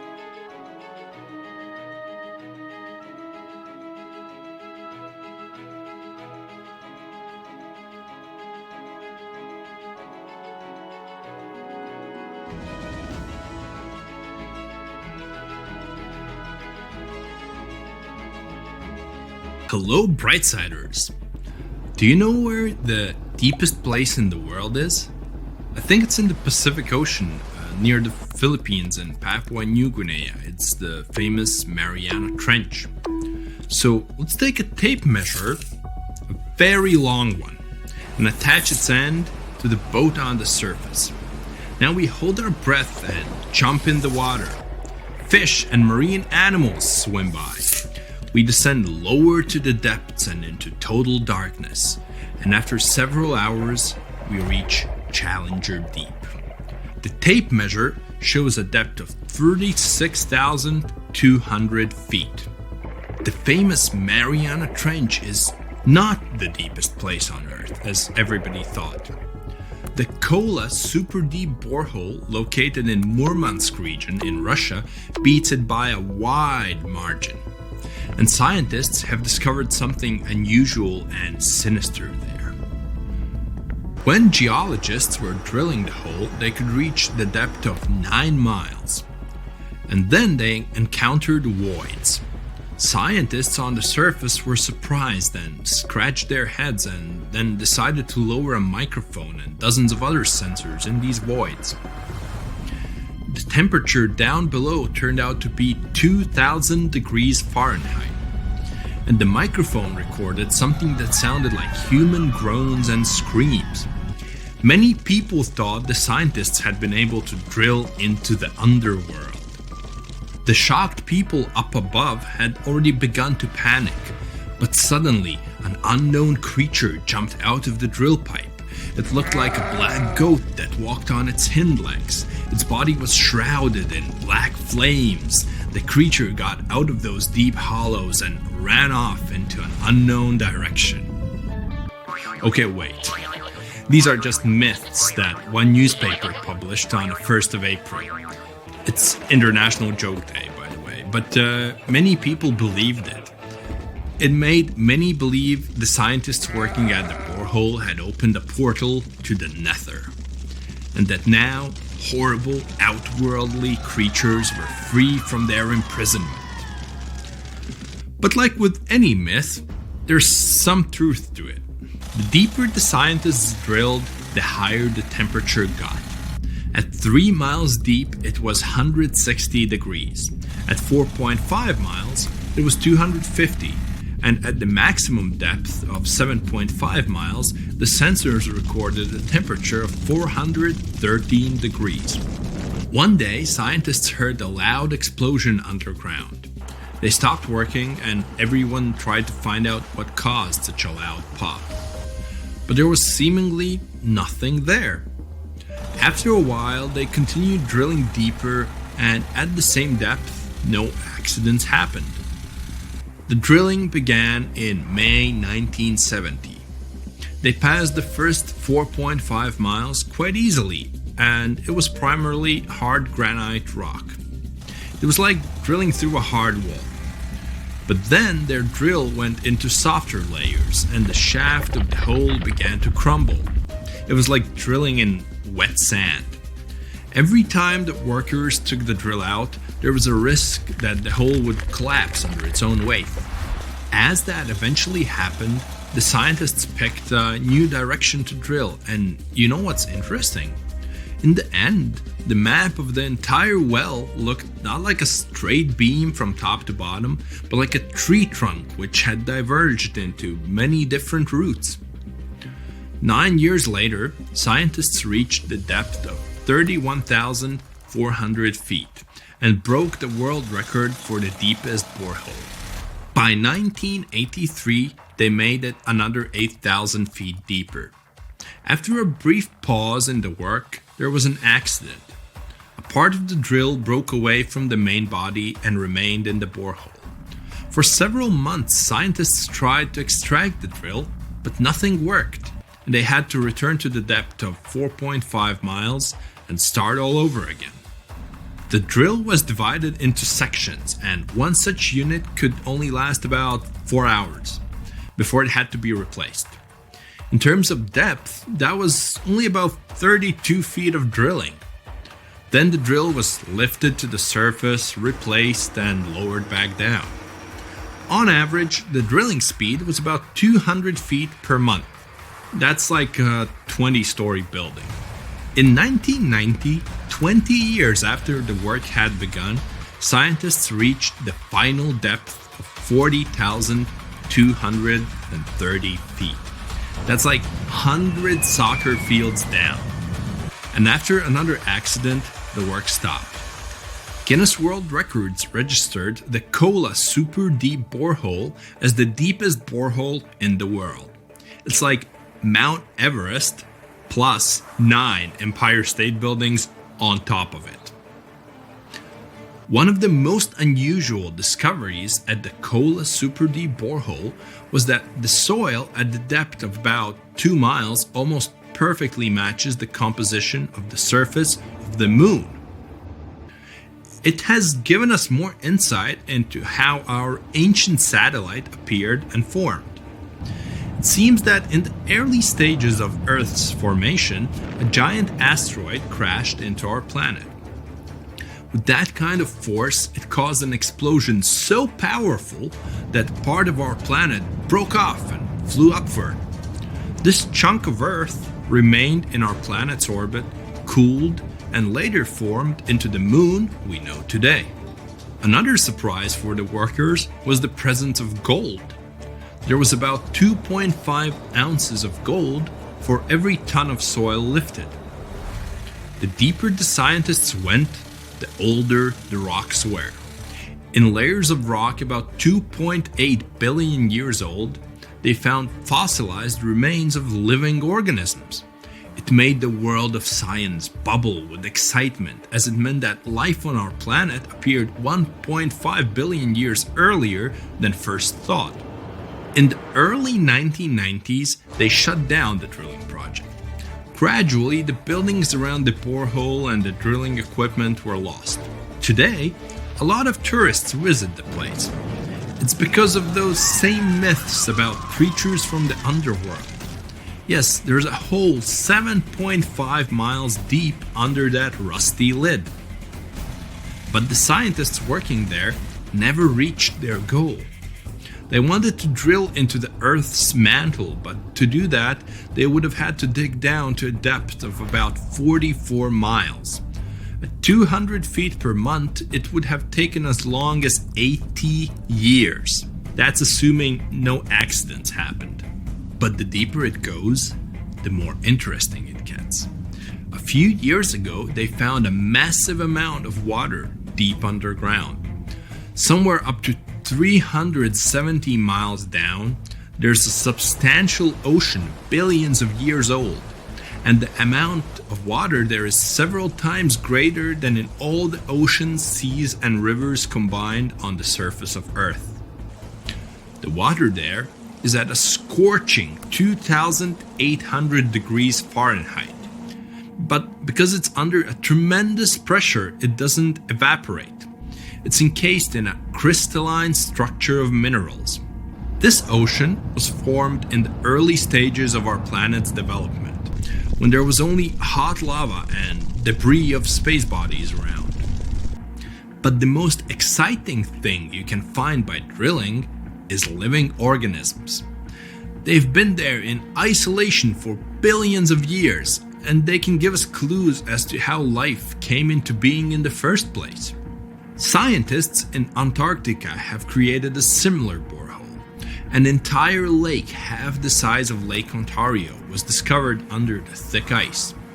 The amount of water in this lake is only 3.5 times less than in the Lake Baikal, the largest lake on Earth by volume.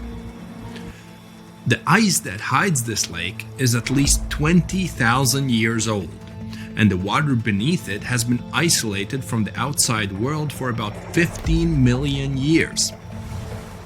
While drilling, scientists lifted a chunk of ice from deep down below and found an unknown bacterium on it.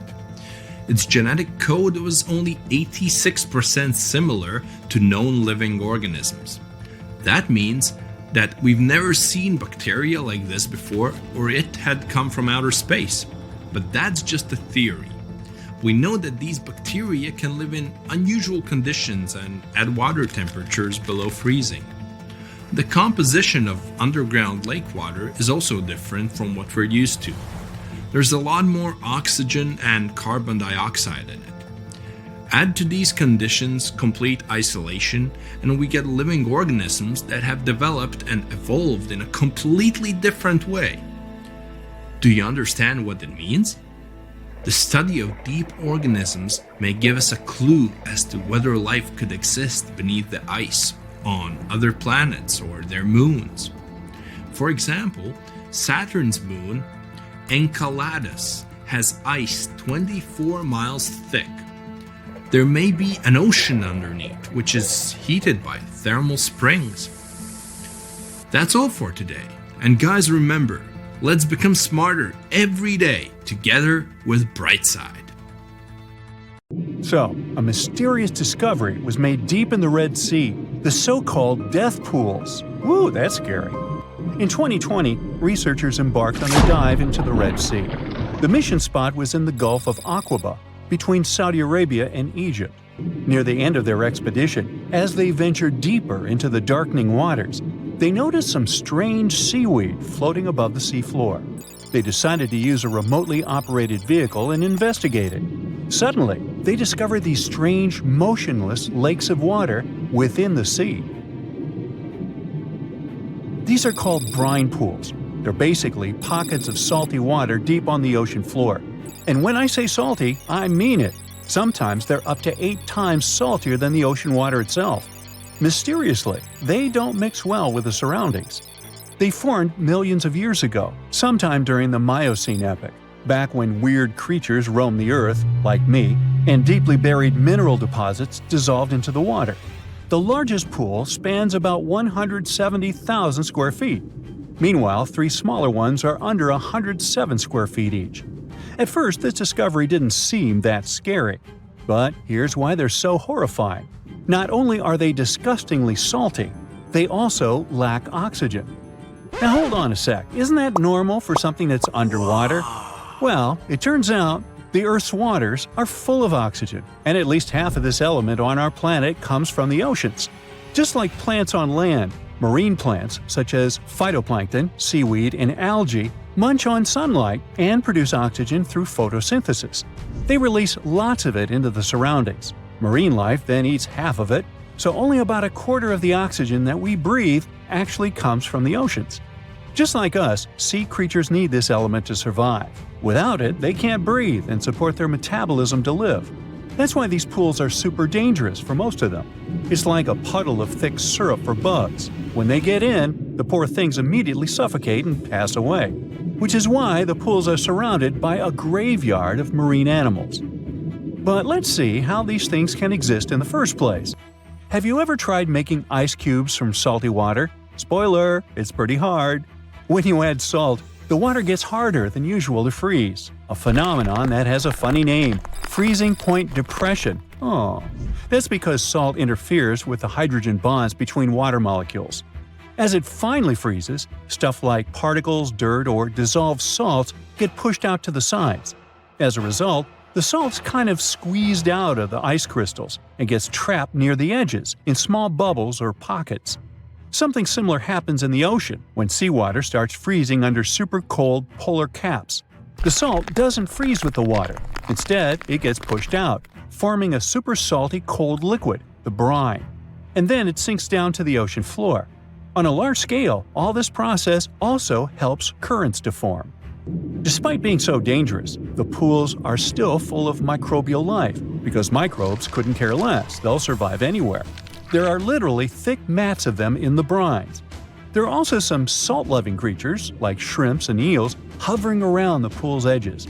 They're being super creepy, waiting to catch unsuspecting prey that ventures too close to the toxic death pool. Ew. Well, it sounds icky, I know. But this discovery gives us some fascinating insights into how life might have originated on Earth. We already know from the evolution theory that we came from the ocean, but now scientists think that life might have begun in the deep sea in some super dark, oxygen-free places. These brine pools are like time capsules. They're one of the closest things we found to the early Earth. They can tell us the planet's history of earthquakes, floods, tsunamis, and more. For example, they have some traces of rainfall that happened over 1,000 years ago. And they can also help us search for life on other water-rich planets. For example, Mars most likely used to have huge oceans on it. Now, NASA scientists want to send a special instrument called HABIT for a special red planet mission to study things similar to our brine pools. This will tell us more about how life appears and survives in the universe. There is lots of unexplored fascinating stuff like this in the Red Sea. That's why scientists conducted the so-called Decade Expedition and spent around 5 months exploring the place. This expedition was launched by the National Center for Wildlife. They made so many remarkable discoveries that now we've got 77 new research papers. For example, they found over 10 blue holes, incredible underwater sinkholes that host unique ecosystems. They also learned that dolphins can use those blue holes to protect their young from predators. Scientists also found traces of great white sharks, a creepy community of deep-sea lanternfish living in low oxygen conditions, and even a new coral species. It's the most resilient deep-sea corals that also vibe just fine without oxygen, like microbes we mentioned. Speaking of which, research also showed us some new ancient thermal vents and large blobs of microbial formations near Farasand Island. Now, can you believe that with all that, we only explored 5% of the ocean? It's divided into several layers based on depth. Each layer becomes darker and more isolated from sunlight as we go deeper. The places that no sunlight can reach are terrifying. Now, the fun, cute layer with dolphins and turtles is called the epipelagic or sunlight zone. It's so tiny, but even this layer is about 650 feet deep. Then we have the mesopelagic or twilight zone. It's the layer of mysterious octopus, shark, and other loners which extend to about 3,000 feet down. And then the horrors begin after this one. We encounter the bathypelagic or midnight zone. It extends to 13,000 feet below the surface, about a half of Everest above you. Here we have the famous poor blobfish, squids, and anglerfish. Below it is the abyssal zone. It extends to about 20,000 feet deep. Since there's not much sunlight or oxygen, as we mentioned, most creatures here are quite small, like tube worms and shrimp. The darkness continues until we arrive at the scariest place of the planet, the place full of trenches formed by tectonic plate movements, the Hadal Zone. It's named after Hades, the deity of the underworld in Greek mythology. Just like Hades' realm is dark, remote, and guarded, the Hadal Zone is the deepest and most depressing part of the ocean. It starts at depths of around 20,000 feet and can go down to 36,000 feet and more. The famous Mariana Trench also belongs to this zone. Only 3 people in history have ever explored these depths in person, making it one of the least explored and most mysterious places on our planet. However, despite crazy high pressure, near freezing temperatures, and complete darkness, there are still things who manage to survive here. Guys like amphipods, which are critters who feed on dead material sinking from above, and the Hadal snailfish, which lives as deep as 27,000 feet. So scientists used to assume that if there's no sunlight, there wouldn't be that much oxygen around. But one day, a research team decided to measure the levels of oxygen in one of those deep zones. Surprisingly, the levels were super high. They checked the equipment thinking that it was malfunctioning, but nope, all the sensors showed the same thing. Turns out the oxygen was somehow generated by rocks. These small potato-sized rocks on the seafloor are called polymetallic nodules. They're rich in metals like copper, nickel, and cobalt, and they're basically like small batteries. When you put a battery in salt water, it can produce bubbles of gas, a process called electrolysis. In the same way, these rocks create tiny electric currents, which are powerful enough to produce the same gases, splitting water molecules into hydrogen and oxygen. It's the first time we saw oxygen being produced by some non-living minerals. This is what scientists now call dark oxygen. It turned out that about half of large marine species, or megafauna, were living just on dark oxygen alone. All these discoveries are reshaping our understanding of where and how life could evolve. It means that we might be able to find life on other planets or satellites with low oxygen conditions, like Enceladus and Europa, the moons of Jupiter and Saturn, and they have large bodies of frozen water on them. Wow! How heavy is the largest living snake?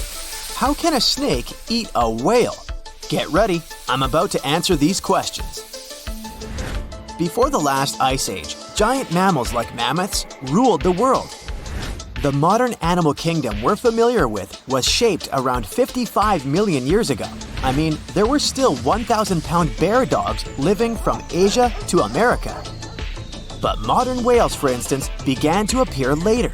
I'm saying modern whales because, surprise, surprise, whales weren't always fully aquatic. The ancestors of the ocean's biggest animals once walked on dry land. They had 4 legs and lived on the coast. Now, I want to introduce you to a snake that used to eat these whales, the Palaeophis, a genus of a marine snake. Scientists say it's hard to understand how big the Palaeophis was due to its fragmentary fossil record. They assumed that it could have reached up to 40 feet long. Its fossils were found in different parts of the world, from England to Morocco and Virginia, USA. The Palaeophis is extinct now, and sea snakes today are only about a quarter of the size this majestic creature used to be. So no need to worry about this underwater monster. But there once was an even bigger snake, the Titan boa. It was around 50 feet long and most likely weighed over a ton. It used to live in what is now known as northeastern Colombia around 60 to 58 million years ago. Scientists say that it mostly fed on fish. Another giant animal that lived in the past was the black Gigantopithecus. These primates aren't related to gorillas. They lived in the area of modern China. Some people believe that they're still alive, but so far, no one has laid eyes on them. Some people even go further and say that the stories of Bigfoot or Yeti are based on these animals. This rodent became extinct about 2 million years ago. Its main habitat was South America, more specifically, Uruguay. What's astonishing about this species is that it was the largest rodent ever known. It was bigger than a bull. Scientists believe that it weighed up to 1,000 pounds.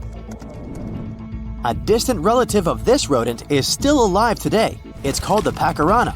It's a rare animal that lives in South America. It weighs up to 33 pounds and measures up to 31 inches, not including its cute and fluffy tail. The Arthropleura was an insect that lived in prehistoric times. Imagine a giant millipede measuring up to 8 feet in length. Here you go. It was one of the largest land animals of its era, about 315 million years ago. The Arthropleura's shell was covered with tough plates. These plates were there to protect the creature from damage. Most of the time, it burrowed into the ground to avoid becoming some other animal's dinner. Meet the Megalodon. Millions of years ago, this shark lived in the ocean and ate other marine creatures. It had wide teeth, and its jaws were so powerful that the animal could finish off its prey with the force of its bite. It was one of the largest sharks to ever exist. Yet, this predator also went extinct. Scientists don't really know the reason. This made me wonder why animals were so big in the past. Nowadays, smaller creatures flee or hide from predators. But apparently, it wasn't like this before. Many centuries ago, animals didn't just run or hide, they fought back. Research suggests that this behavior may have been the most important motivation for prey to grow bigger. A study compared the skulls of ancient animals to those of their modern peers. The skulls of predatory animals have become shorter and narrower, while the skulls of the animals they hunted have become longer and broader. This means that predators learned to become experts in hunting, while prey worked on developing their defense skills. You see, a larger body size was a great advantage because it made it harder for predators to take down the animals they hunted. The bottom line, self-defense made prehistoric animals larger. The second reason why ancient animals were larger is related to their bones. They had hollow bones, which are lighter than solid bones. This type of bone allowed large animals to move quickly. Let's take sauropods. They were a dinosaur subgroup. Sauropods had giraffe-like long necks and snake-like long tails. Compared to their body size, their head was really tiny. But since their bones were quite light, they could move around without having to carry additional weight. The eating habits of these animals were also related to their body size. When experts examined the fossils of one extinct mammal species, they found out that these animals had a diet that was high in nutrients and low in fiber. And this mammal was the largest land animal of its period. In other words, following this diet, mammals could grow to be very large. There was plenty of food out there, so they didn't have to worry about finding it. Fun fact, these animals also took chewing out of the picture. They could swallow their food in large pieces instead of taking small bites. Environmental conditions also played an important role in the evolution of larger animals in prehistoric times. Those animals tended to live in warm, moist climates that provided them with a lot of food. They didn't have to compete for food sources. Researchers believe that because of these conditions, natural selection worked in a certain way. I mean, body size was more important than such traits as agility and speed. Oh, and did you know that large animals tend to produce more carbon dioxide? And ultimately, a bigger volume of carbon dioxide increases the amount of vegetation in the animal's habitat. As for the abundance of oxygen in the atmosphere at that time, it could be another vital element for some animals' growth. A good but scary example of an animal that benefited from the high levels of oxygen can be the cockroach of the Paleozoic era. At that time, cockroaches were the size of modern house cats. Now this one would give me the chills if I ever faced it. Ugh. What about today? Well, there are over 3,000 species of snakes on Earth. The smallest snake in the world is the Barbados thread snake. It's only around 4 inches long when fully grown, and the largest one? It's the reticulated python. This snake reaches around 20 feet in length. The longest python was discovered in 1912. It measured 32 feet long. As for the largest and heaviest reticulated python, it was named Medusa. Medusa was approximately 25 feet long and weighed 350 pounds. These reptiles lived in Southeast Asia in rainforests, woodlands, and grasslands. Don't be confused though, the reticulated python isn't the heaviest snake in the world. This title belongs to the green anaconda. It weighs approximately 500 pounds. Green anacondas are found in South America and Trinidad in damp, humid areas. I have a bonus for you. Here is a flying snake. You can find these snakes in Southeast Asia. They don't fly like birds, of course, but they do use the power of flight. They can go as high as 300 feet. They leap from tree branches into the air. Once they take off, it's all about aerodynamics. Their main technique is flaring their ribs and pulling in their abdomens. While airborne, they undulate from one side to another and slightly up and down. This motion helps snakes to turn and glide. Why bother with all this if they can just crawl in an old-school way? Scientists aren't sure, but they believe it might be related to escaping from predators. This way, they move from one tree to another without having to get down to the ground. Every now and then, people discover fossils of animals that lived millions of years ago. These ancient discoveries continue to capture our imagination. Which of these animals would you like to see alive? You know how they say it's better to just hand over your wallet if you run into a mugger? Instead of surrendering their wallets, sea cucumbers choose to spit out some of their insides to fend off predators like crabs and fish. It's a natural defense mechanism for them, and they quickly grow those organs back in just a few days, thanks to special cells inside their bodies. It's not the only weird thing sea cucumbers do. They can actually breathe through their rear end. They have this thing called a respiratory tree that connects to their backside and sits right next to their intestines. So when they suck in water from their behind, it goes into that respiratory tree, letting them absorb oxygen directly into their fluids. Plus, sea cucumbers are the janitors of the ocean. They munch on whatever gets stuck in the sand on the ocean floor. Once they've eaten, they manage to clean out the sand, leaving it nice and tidy after they do their business. As for the clean sand, the stunning white sand beaches in Hawaii are actually a product of parrotfish number 2. These fish munch on algae from rocks and dead corals, and while they're chomping away, they also grind up the leftover bits of coral in their bellies. When they're done, they move their bowels, and voila! It all comes out as beautiful sand. Not only do they play a vital role in keeping the coral reef ecosystem healthy, but they can churn out hundreds of pounds of this white sand every year. Marine animals are seriously impressive when it comes to holding their breath. Just look at sperm whales and elephant seals. They can stay underwater for a mind-blowing 2 hours. Then there's a Cuvier's beaked whale, which holds the crazy record at almost 4 hours underwater. When you compare that to the human record of 24 minutes and 37 seconds held by pro diver Budimir Shobat, it seems pretty insignificant.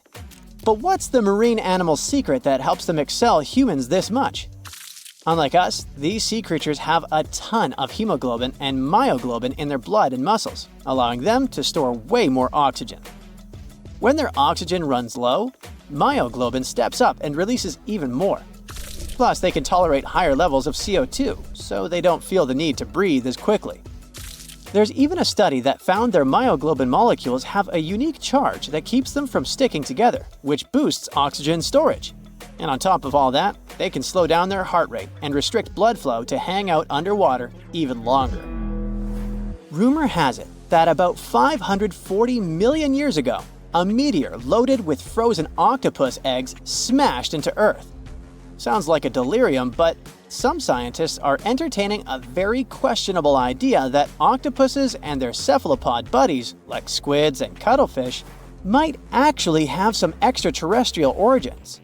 The thing is, cephalopods have extraordinary DNA that doesn't look like any other DNA on our planet. They've got around 33,000 protein-coding genes in their genome, which is way more than what we humans have.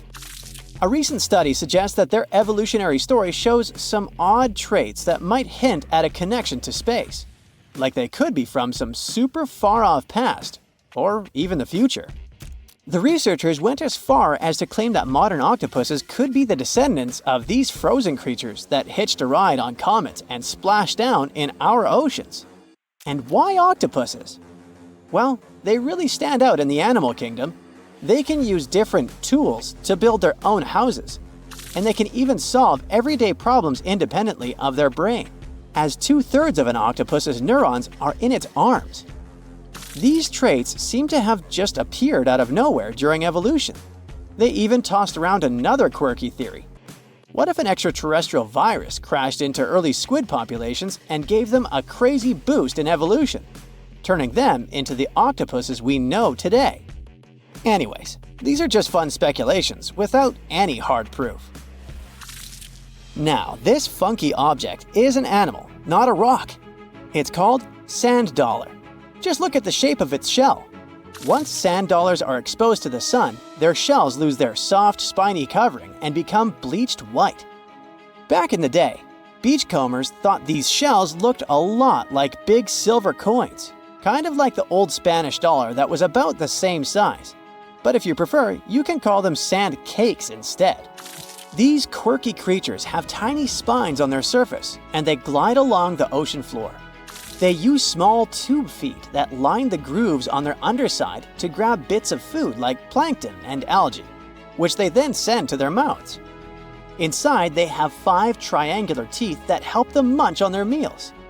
In some Georgia folklore, sand dollars are said to represent coins lost by mermaids. Sand dollars have a unique talent for cloning themselves. They can do this for a bunch of reasons, like when a predator comes around. Some species of sand dollar larvae can actually split in half as a defense mechanism.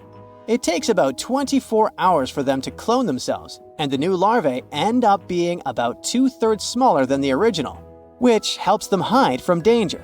Wait, is that a giant sea hot dog racing through the ocean? Sorta. Some scientists have joked that sperm whales seriously resemble enormous hot dogs. These massive creatures can take quick naps, standing up for about 10 to 15 minutes. They only sleep about 7% of the time, mostly between 6 p.m. and midnight. Sperm whales also have a cool ability to retract and extend their eyes, thanks to a thick retractor muscle around them, but they can't actually roll their eyes in their sockets. Plus, they have the most asymmetrical skull of any mammal out there. Oh, and let's not forget, they have the largest brain of any living creature, weighing in at over 9 pounds. Unlike us humans, if dolphins went into full-on snooze, they'd stop breathing and could drown. So they figured out a genius solution. They let only one side of their brain sleep at a time. This means one half stays awake to keep them breathing and watching out for any potential threats. When they snooze, they only close one eye. If their right brain is resting, their left eye is shut, and vice versa. This unique sleep style is called unihemispheric sleep, and it lets them recharge without ever fully losing awareness. On top of that, dolphins might be using corals and sponges like their own little pharmacies. Scientists have seen them rubbing their bodies against specific types of coral and sponges, suggesting they might be treating skin issues. They've even spotted dolphins lining up to take turns at these spots, using corals like Gorgonian coral Rumphella aggregata, leather coral, and some sponges. What's really fascinating is that researchers have analyzed these corals and found they contain compounds that could help with dolphin skin conditions, which can sometimes lead to infections and lesions. Now, the big question is figuring out exactly how each type of coral helps dolphins, and if it really boosts their health overall. Sea urchins aren't exactly the Usain Bolts of the ocean. They move slowly by crawling with their tube feet and occasionally give themselves a little push with their spines. These little guys have just 5 teeth, which they use like a beak to scrape algae off rocks, which I'm pretty sure is the ocean's version of an all-you-can-eat buffet. But since all that scraping wears their teeth down, they're in a never-ending dental replacement program. Scallops are the underwater equivalent of the world's most confused security cameras, sporting up to 200 tiny eyes on their shells. These eyes are high-tech. They can even adjust their pupils to light. Instead of working like ours, scallop eyes have a unique setup. Light goes through a pupil, lens, 2 retinas, and then hits a mirror made of guanine crystals that reflects it back. Scientists were puzzled about how they see since their main retina often gets blurry light. But it turns out, scallops can change their pupil size by about 50%. Just don't expect them to do it in a hurry, as it takes a few minutes. Now here's something really neat about orcas. They're expert hunters, and they do it in groups called pods. A pod can consist of up to 40 orcas, forming a very effective hunting team. Interestingly, there are distinct types of pods, resident and transient. Resident pods are more into fish, while transient pods have a taste for marine mammals. But no matter what type of pod they belong to, all orcas have one thing in common: they are master collaborators. they work together using smart hunting techniques that are often compared to the teamwork of wolf packs. Almost 95% of jellyfish's body is made of water. For comparison, the human body is 60% water. It's probably not a surprise since jellyfish don't have a heart, blood, eyes, or brain. The other 5% of their body weight is proteins, muscles, and nerve cells. Jellyfish have been around for more than 500 million years. This makes them older than dinosaurs. These creatures haven't changed much, and today's jellyfish are pretty much like their ancestors. Electric eels have small eyes that are not so effective in environments with no light, so they mostly rely on their electric organs. Those consist of 6,000 cells. Eels use them to stow power, similar to batteries. These creatures use electricity like bats use their radars or dolphins their sonar. An eel can also produce enough electricity to power a panel of light bulbs. There's a small tropical archer fish that can learn to recognize human faces. This fish has an interesting ability to spit small jets of water from its mouth. Researchers showed the fish the image of two different faces placed side by side. One was unknown and the other was familiar. The fish was supposed to spit water at the familiar one. The creature took the right guess more than 80% of the time. There's such a thing as a sea unicorn. That's an animal called the narwhal. Its horn is actually a tooth that can grow up to 10 feet long. Manatees, also known as sea cows, are distant relatives of elephants. Their weight can go up to 1,000 pounds. These creatures are vegetarian and need to eat around 10% of their total weight on a daily basis. That's lots of sea salad. In some cases, manatees share space with alligators, but they get along pretty well. You can even find a photo from Florida where an alligator rides a manatee's back. Frogfish have special fins that help these creatures walk along the sand. They're very useful in shallow waters. A ghost pipefish is hard to see, but once you spot it, you're bound to get really surprised. Its head makes up over 40% of its body. Crabs don't feel like wasting time on such formalities as putting foods in their mouth. That's why they taste it with their feet, which is where their taste buds are. Marine iguanas are the only lizards on our planet that like spending time in the ocean, even though they mainly live on land. They're herbivores that feed in shallow waters and swim like snakes. Iguanas use their long claws to hold on to the bottom when they need to graze. Green turtles can cross over 1,400 miles when migrating. They try to find the perfect spot to lay their eggs. Penguins sort of fly when they're underwater, reaching a speed of 25 miles per hour. More than 5 million years ago, I've heard, I wasn't around then, deep-sea worms and humans had a common ancestor. So we still share 70% of our genes with these creatures, and with sea stars, squid, and octopuses. Now, octopuses are in fact incredibly old. The oldest known fossil belongs to an animal that lived almost 300 million years ago. FYI, this is before our dinosaur buddies roamed the Earth. Wait, there's more! Octopus arms have a mind of their own. That's because 2/3 of their neurons lie in their arms, not in their heads. This means that their arms can problem solve how to open a shellfish, while their owner is worried about other stuff entirely. Talk about ninja-level multitasking. Oh, and like other animals, such as chimpanzees and dolphins, octopuses have proven to be good at maneuvering tools, like picking up old shells and using them as a temporary home. Now, of course, the most intelligent animals on our planet are humans, according to humans. But we don't seem to give pigs enough credit. Pigs are so smart they can play video games. No, not Minecraft. But in a recent academic study, scientists had 4 pigs play a joystick game. They had to manipulate the stick so that the moving ball would hit the wall and then they would get a treat. All 4 pigs did great in the test, which was surprising even to the scientists. Now, pigeons also aced an impressive test. They were trained to differentiate a Picasso painting from a Monet one, which they had no trouble learning. Then they were able to apply this knowledge, identifying works of art they had not previously seen, meaning they really understood the difference between each painter. Poor things are always seen as a nuisance.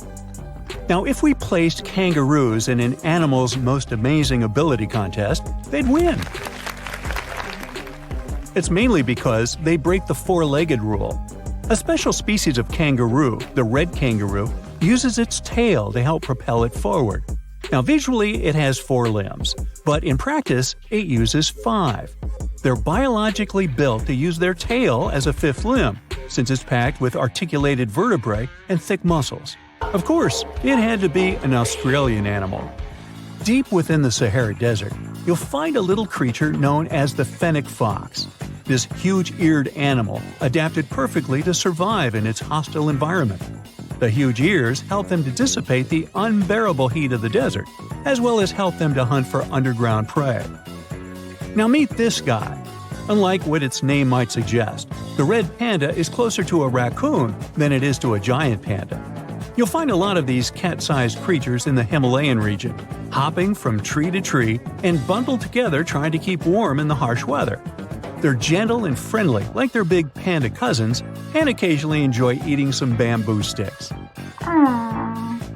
And then there are bees. Compared to humans, bees' brains are the size of pinheads, yet they are capable of astounding things. Let's say a bee is running low on energy after a long search flight. This bee desperately needs a drop of honey in order to continue flying, but smartly enough, she doesn't need to go back to the hive to recharge. She can ask a fellow beehive mate for a drop of honey directly from this other bee's stomach and continue flying. This type of decentralized system allows them to build highly effective societies, one that bees don't need to push the queues in front of the honey cells, for example. Every year in the winter, great white sharks that live along the California coastline disappear. It feels as if they take a vacation for 30 to 40 days. The animals go to a point halfway between Hawaii and Mexico. They might do it to get some food, relax, or hang out with their buddies from other areas. The spot is now called the Whale Shark Cafe. Some types of sharks, like makos, whale sharks, or white sharks, breathe in a very specific way. It requires them to swim all the time. They also need to move quickly and with their mouth open. This way, the oxygen can enter and reach their gills. Sea sponges are some of the most primitive animals. They're immobile, don't have a mouth, eyes, bones, brain, heart, lungs, or any other organ whatsoever. And still, they're alive. There's such a thing as a sea unicorn. That's an animal called the narwhal. Its horn is actually a tooth that can grow up to 10 feet long. Manatees, also known as sea cows, are distant relatives of elephants. Their weight can go up to 1,000 pounds. These creatures are vegetarian and need to eat around 10% of their total weight on a daily basis. That's lots of sea salad. In some cases, manatees share space with alligators, but they get along pretty well. You can even find a photo from Florida where an alligator rides a manatee's back. Frogfish have special fins that help these creatures walk along the sand. They're very useful in shallow waters. A ghost pipefish is hard to see, but once you spot it, you're bound to get really surprised. Its head makes up over 40% of its body. Crabs don't feel like wasting time on such formalities as putting foods in their mouth. That's why they taste it with their feet, which is where their taste buds are. Marine iguanas are the only lizards on our planet that like spending time in the ocean, even though they mainly live on land. They're herbivores that feed in shallow waters and swim like snakes. There's something known as the orange cat behavior, and apparently it's not just a meme. So far, scientists have been able to understand that coat color is connected to a feline's gender. And since orange is an X chromosome, orange cats are usually males, like Garfield. The so-called orange cat behavior describes ginger cats as agents of chaos. Again, pretty much like Garfield. However, there haven't been any conclusive studies on whether coat color and cat behavior are truly linked. In terms of vision, mantis shrimps probably have the most psychedelic vision out of all animals. These funny-looking creatures have a whopping 16 varieties of photoreceptors, with 5 of them reserved for the ultraviolet or UV spectrum. Ultraviolet rays are really short wavelengths, which are invisible to humans. The thing science still doesn't understand is how exactly these mantis shrimp view the world around them. Sure, they can perceive a bunch of colors, but they can't necessarily distinguish all of these colors among themselves. It can be that they just see a lot of really vivid, really blurry colors, but we haven't figured out a way to check that out. Now, to say sloths are cute is an understatement. They may be one of the friendliest animals in the jungle, but there's more. If you look closely at their fur coat, you'll notice hints of green. These greeneries are actually tiny little algae that grow alongside sloths. They help sloths to camouflage better in the jungle, but they also nurture them. The little cracks inside a sloth's fur create the perfect environment for algae reproduction, and scientists have found species of algae that don't exist anywhere else in the world. They do get by with a little help from their friends. Deep within the Sahara Desert, you'll find a little creature known as the fennec fox. This huge-eared animal adapted perfectly to survive in its hostile environment. The huge ears help them to dissipate the unbearable heat of the desert, as well as help them to hunt for underground prey.